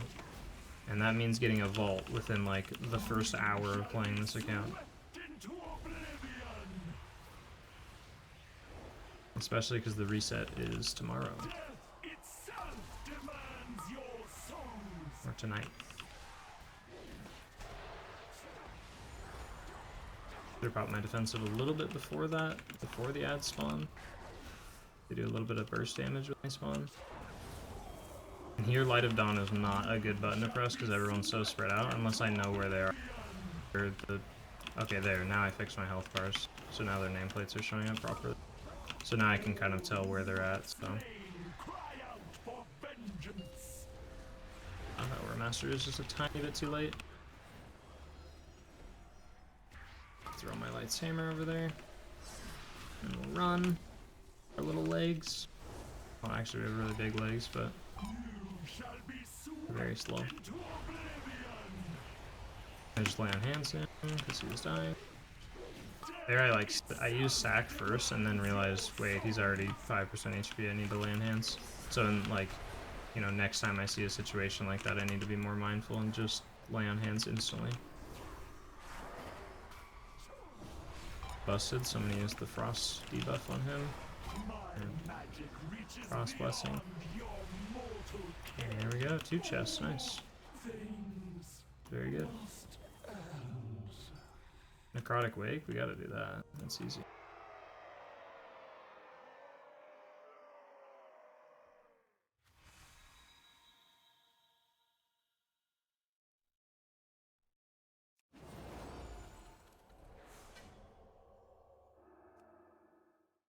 Got our first bit of IO, we're 66 IO now. We're huge.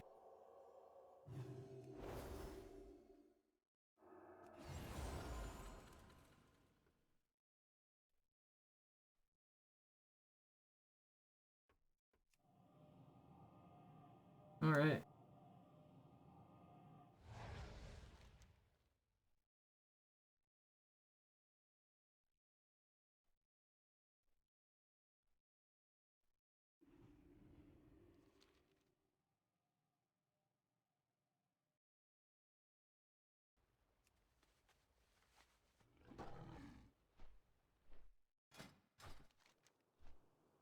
See, this is going well. So once you get a group started, don't just instantly leave the group and start over. Just ask the people who you just ran the queue with if they want to do another.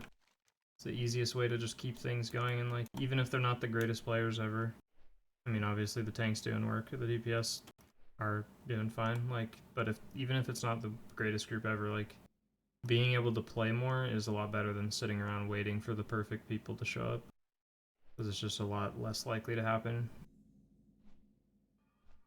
So you just want to get as much practice as possible, and that's just by playing the game.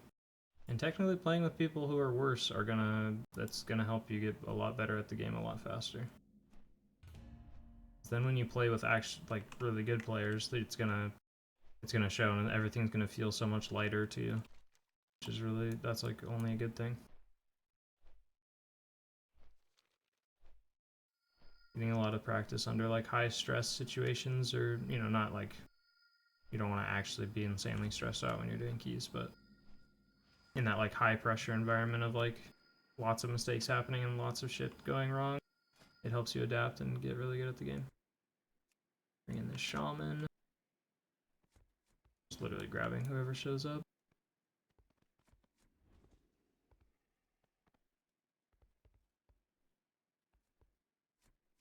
And a DK.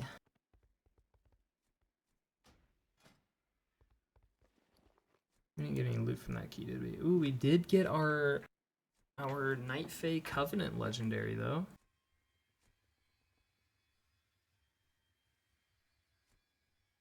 So what does it do?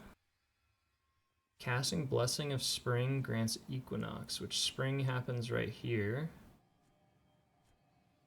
After 10 seconds. The effectiveness of Blessing of Spring is increased. I wonder, okay, so it's probably for every blessing, right? So every blessing gets increased effectiveness? Yes. So every blessing gets double effectiveness after 10 seconds into its duration. That definitely seems pretty decent.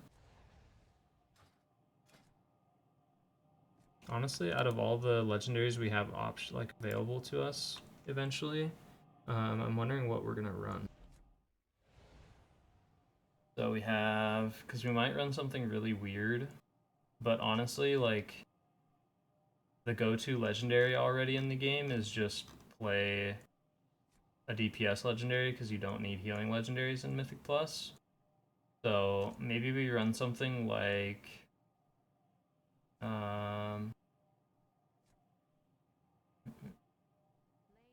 Sifus would be interesting.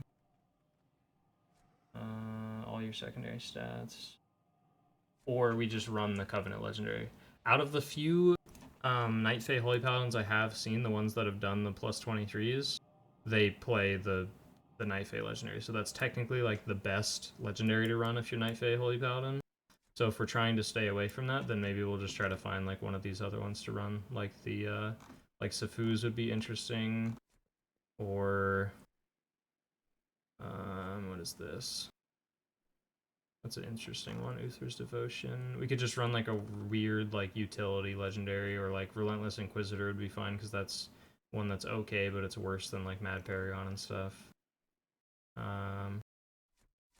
Magistrate's Judgment's an interesting one. We could always just pick something weird like that. Judgment has a 60% chance to reduce the cost of your next Holy Power spender. When you reach 5 Holy Power, you gain Blessing of Dawn. When you reach 0, you gain Blessing of Dusk. Yeah, we'll pick something weird and probably go with that. Or we'll make multiple legendaries, but again, we're very limited on how much money we have, so we'll see. Speaking of, still nothing to disenchant, but we'll get there as we get more gear.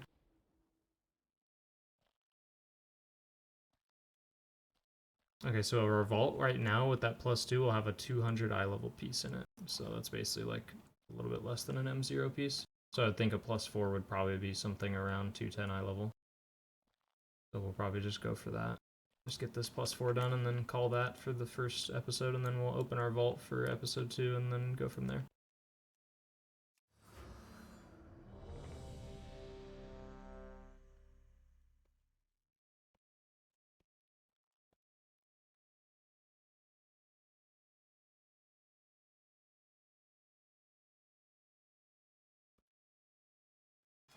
You want to change up any talents? I don't think so, honestly. I think our talents are pretty solid. They felt a lot better last dungeon than the previous.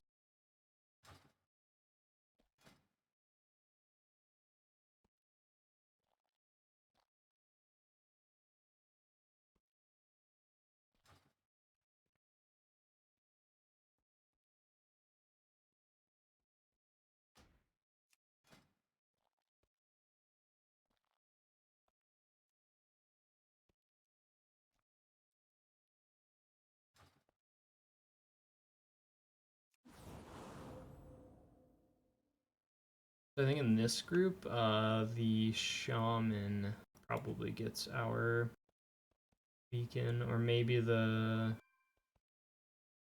DK. I guess the DK is probably. I guess we go by item level 215, 218, 212, and the Druid definitely doesn't need it because of Ironbark and renewal and all that stuff. Come on, man, where you at?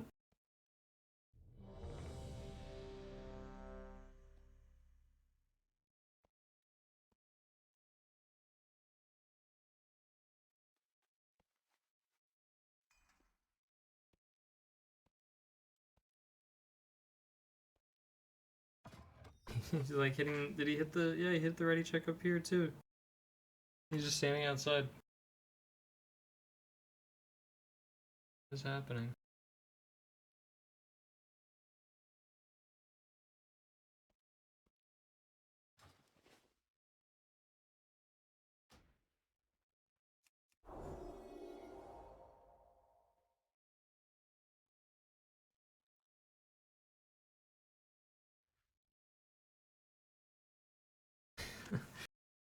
Do 2 ready checks. He hits them both ready.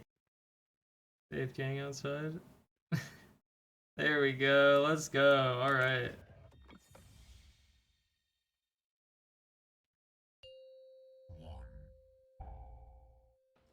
Here we go.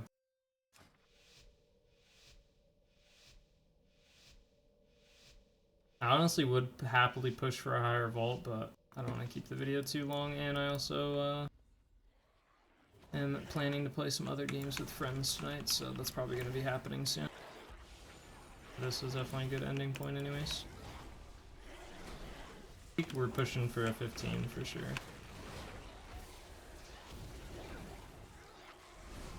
4 15s.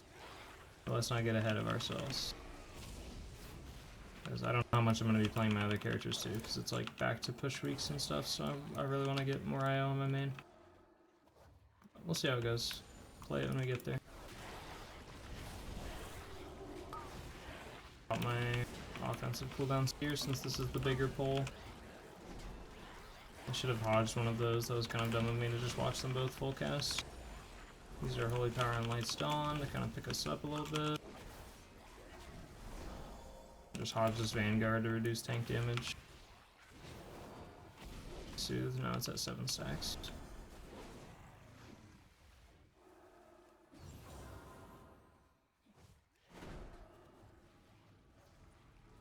Light's Hammer into this. Just blinding light that, drain fluids.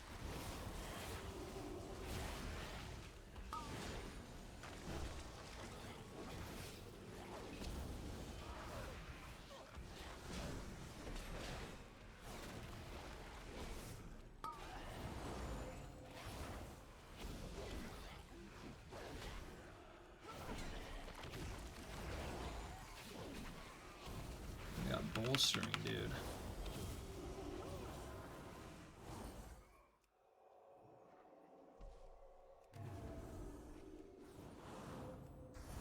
We got a Kyrian, so that's good.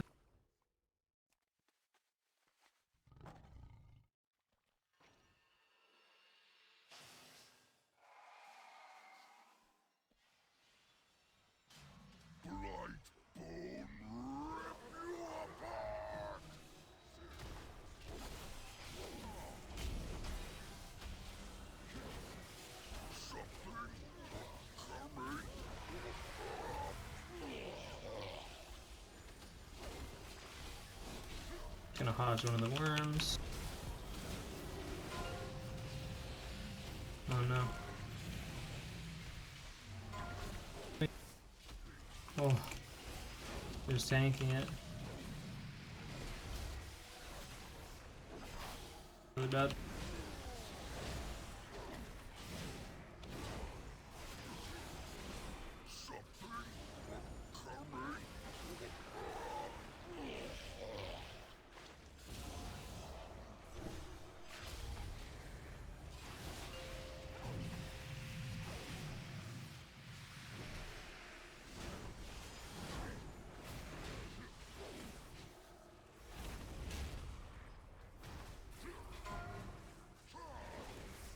Before that bloodworm goes off. It's just tanking it so hard, holy shit. Alright.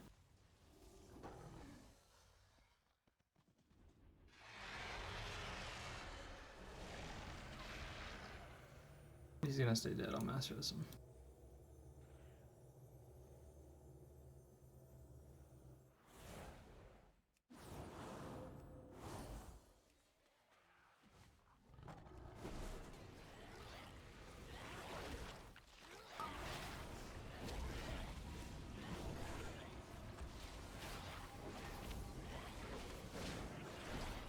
Just honestly use Blessing of Summer on the tank, because he's going to do the most damage in this pull anyways.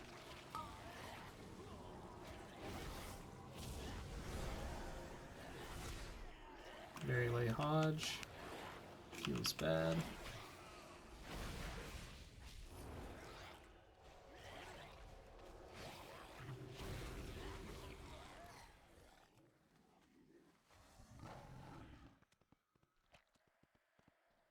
The 10% of the tank's damage that pull. Yeah, I think this ability definitely gets better, like with higher scaling.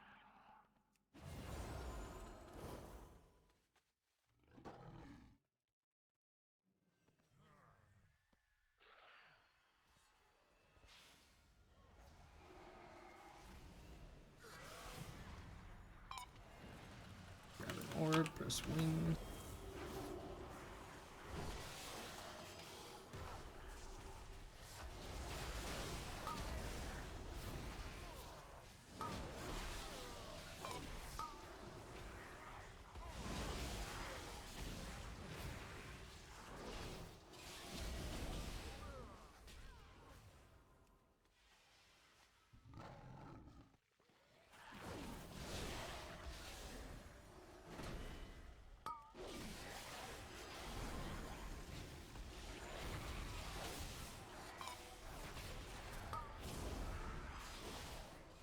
Launch the frontal.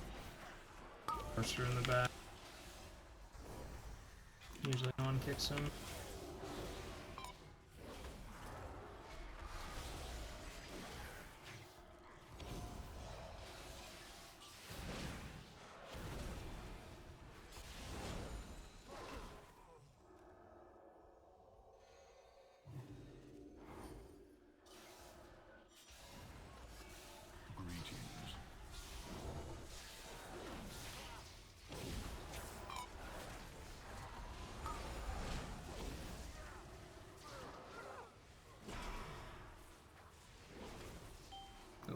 Okay, cool. Someone purge the dark trap.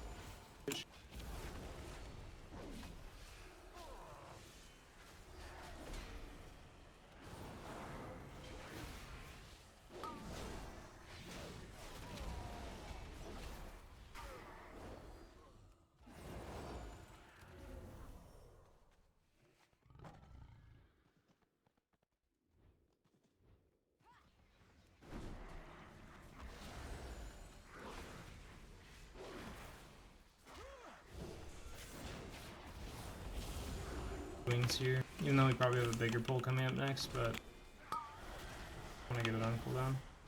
Oh no. I could arguably bubble there just to like, probably would have been smarter to bubble there just to get rid of one of the shields, because now we don't get rid of either of them. Oh, we got rid of one, never mind. Oh no.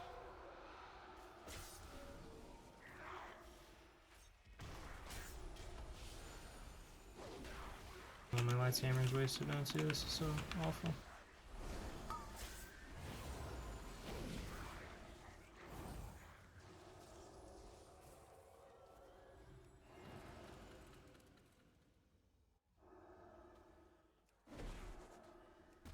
I don't know if we're gonna need it, but I'm gonna grab this.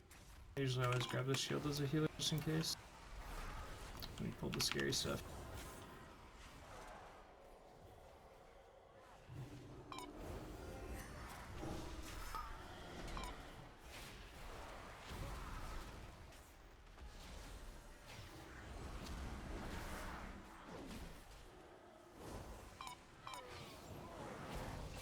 Now I'll just Sorcerer in the back. Just Aura Mastery for a little bit of extra defensives for the tank. Trying to hold this hammer, because I'd rather not use it here, but if this pull goes really bad, you could always just like pick up the hammer and use it, and like the shield wouldn't have been a bad idea. I also shouldn't have laid on hands myself. I should have like bubbled myself and then used stuff on other people, like lay on hands on the tank for the DK. Could have bopped the DK so he doesn't get frontaled, stuff like that.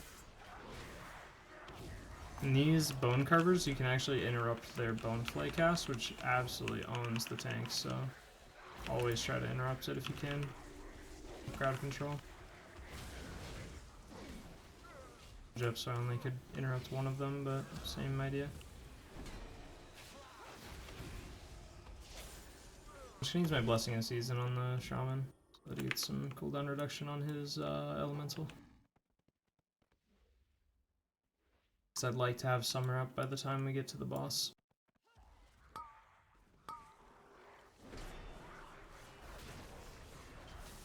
Save my CDs. Turn evil this guy. That's not a good idea, I don't know. Definitely not a good idea. I need to break him out. Holy moly. Started the RP. You will be It's okay. brought to justice. Probably just save this hammer for pretty much the last boss. Unless we need it somewhere else. Sky, then I shall answer. Definitely did not get Summer up, but I'm like too used to the tormented guy here, so the timing's off. Yeah, let me just use the winter buff on probably the Druid. No matter. Myself. My minions are Just do it to myself.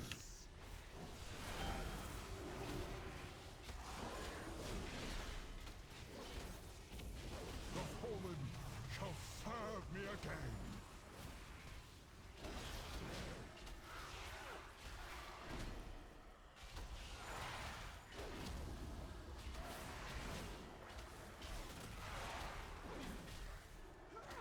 Bonefang will reduce you to dust. Yeah, our Shaman friend and our Druid friend got hurt. Why is our Druid so far away? Where is he? Holy moly, he's so far. Yeah, this part's gonna hurt the Druid.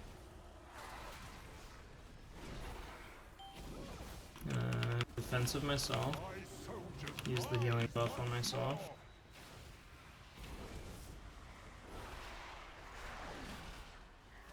Plus mage.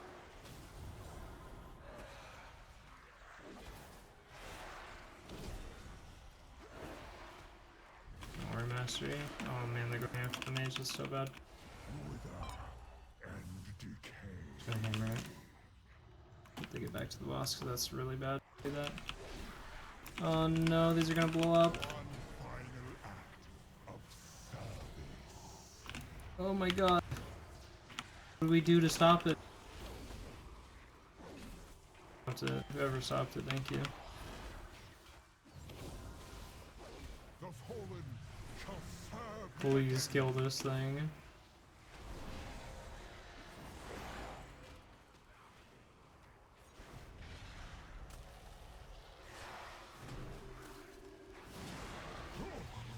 Holy moly. Maybe the turn evil trick in lower keys is not the play. Because you can turn evil the mages and then just leave them alone. And then when the boss blows up all the ads, as long as they're still CC'd by turn evil, they just die and they don't actually detonate for damage on the group. But if you break them out of the turn evil, then that's when it gets really bad, because then they blow up and do damage to everybody. And you wipe. Okay, well, that was a really bad use of the hammer, but I don't know. I think we had to do that. Obviously, score splatter. This next pack is also going to get pulled. Just going to buff the tank here.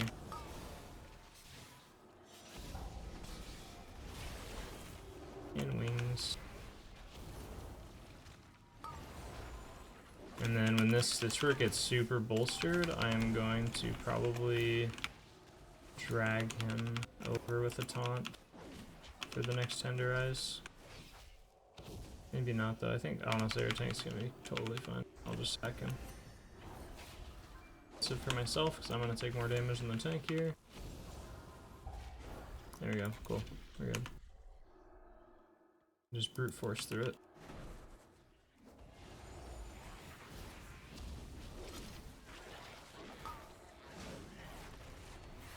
Oh, that gore splatter. I should have been ready for that gore splatter. No, make it stop. Oh, the pod.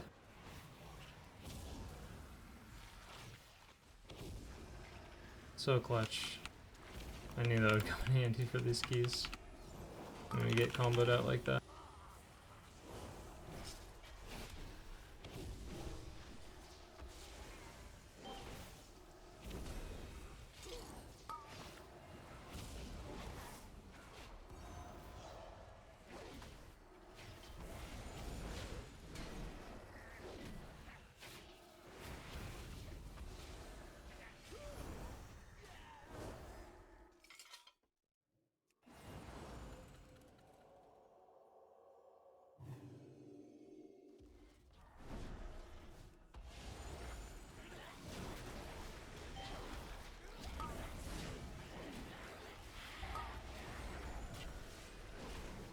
almost 3-chesting this thing. I don't think we're definitely not going to, but it's pretty close. It's awesome.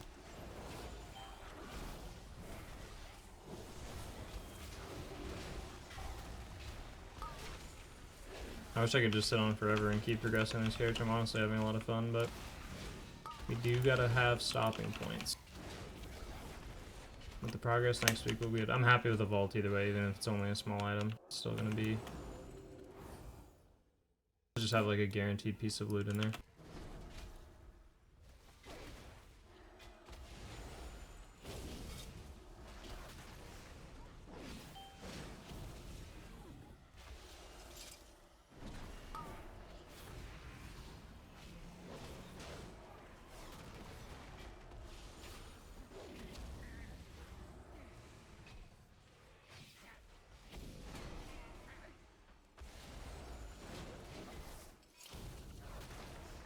Cycle through. Yeah, I definitely have time to cycle through to summer. I kind of want summer for the last boss, though. I don't really care about it so much for this boss. I think what I'm gonna do is just like spam it.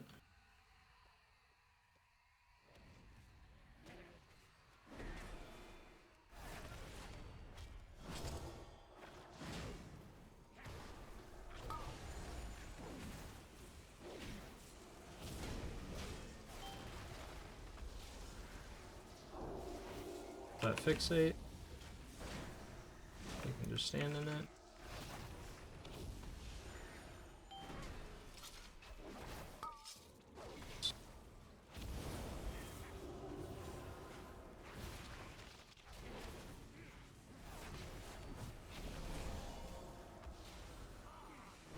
Incompetent oafs. Gorgrind, try not to damage those limbs whilst you tear them off.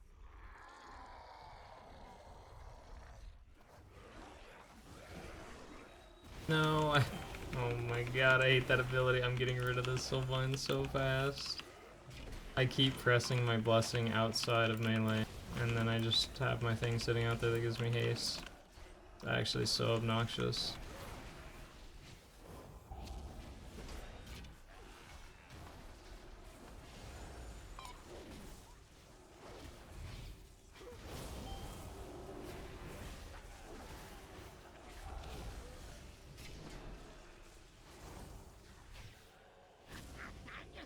How vexing!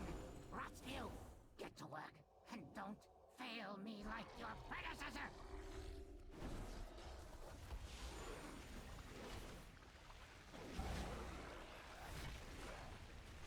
There we go, we press the blessing in melee.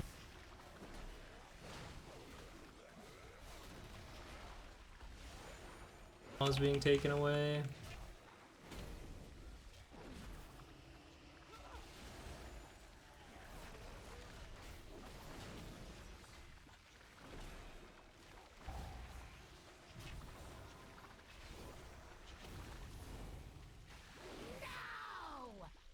Yeah, and then we just cycle through winter and spring here on this boss.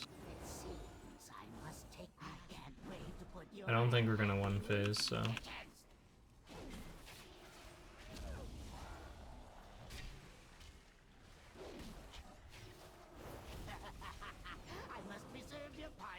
Ooh, definitely not one phasing. No.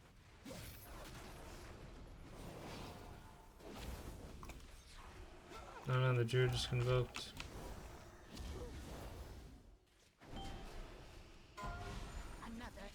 Nice, we got the hook.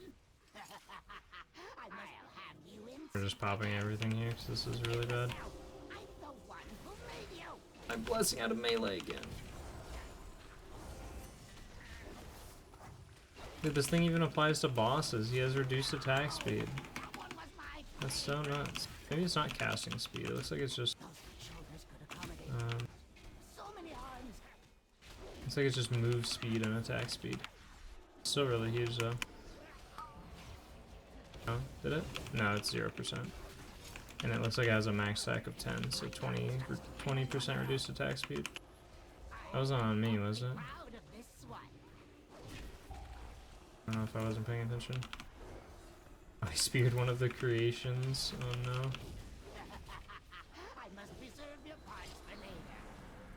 No. Please.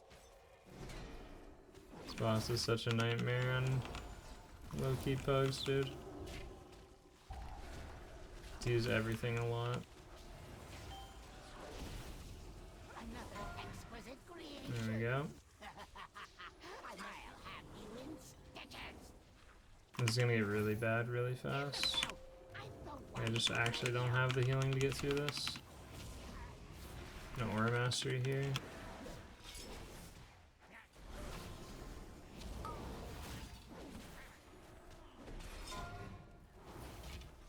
Gonna bubble the fixate.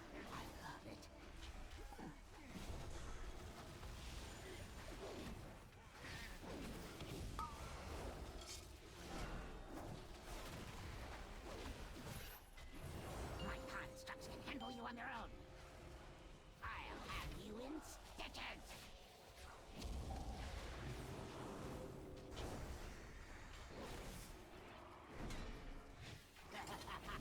I must preserve your parts for later. Oh, nice. This is gonna hook the other creation too. So what we're gonna do, we're gonna taunt it away. Come on, come on, come on. Nice.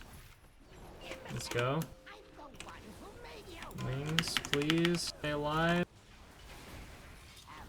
No respect. Holy moly. There's no way we just clutched that hard. There's no way we just clutched it. That was insane. My greatest was yet to Sorry, I talk so fast. I was trying to like explain what I was thinking about doing. Taunt it. I aimed the hook at the boss. It was gonna hit the other Stitch Flesh, so I just taunted the Stitch Flesh, popped every defensive I could press, even though I didn't have any of them up. I just kind of like slammed my keyboard at all the hotkeys that are my defensives. And then I pressed all the healing cooldowns I had and like just tried to keep myself and the tank alive as much as possible. Okay, let's go.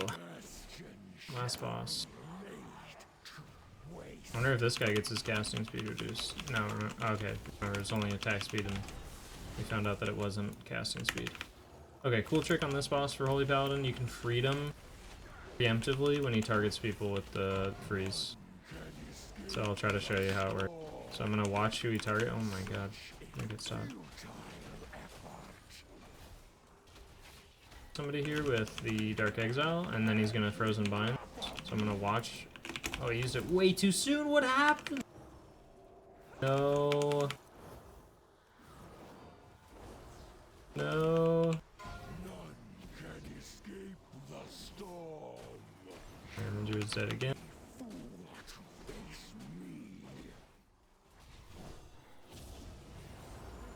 I can't use Frozen Binds because it's not going to be up, so I have to just let him get hit. There you go. Okay, the next one I won't mess it up.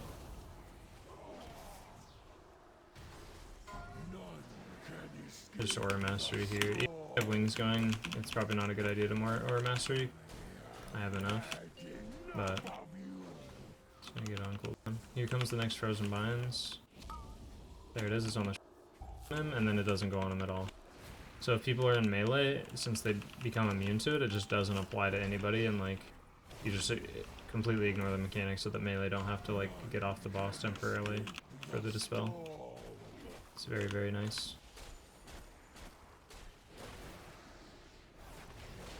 Also on this boss, you go, whenever the rain happens, the frozen rain, oh, I'm not gonna get in time. You go clockwise, unless it's a leap year. If it's a leap year, you go counterclockwise around the boss, so like what a leap year is, because he's going counterclockwise. But you just go like this around the boss, and then that way everybody can still melee the boss.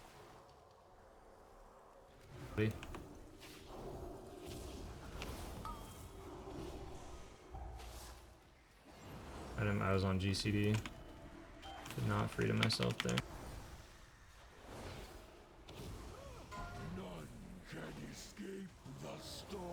I'm just not feeling safe in melee, so I'm gonna circle back around, and then once they're gone, I'll come back in. Everyone Dark Exiled, so this is gonna get really rough. I have wings coming up myself.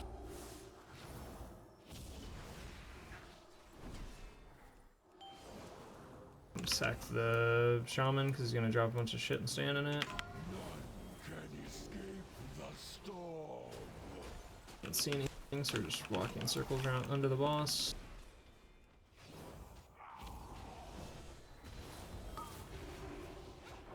Freedom.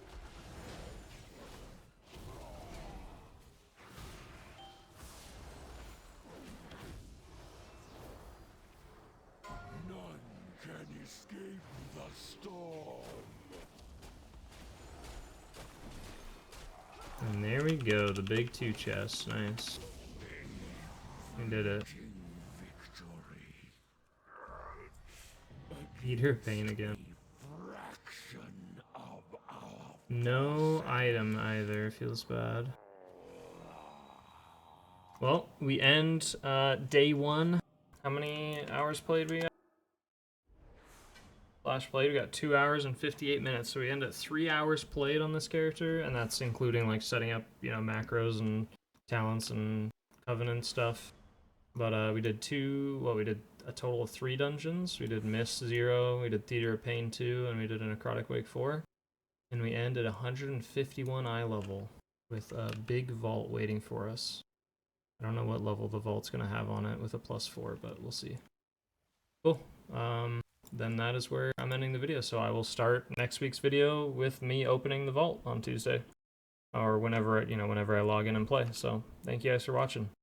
See you around.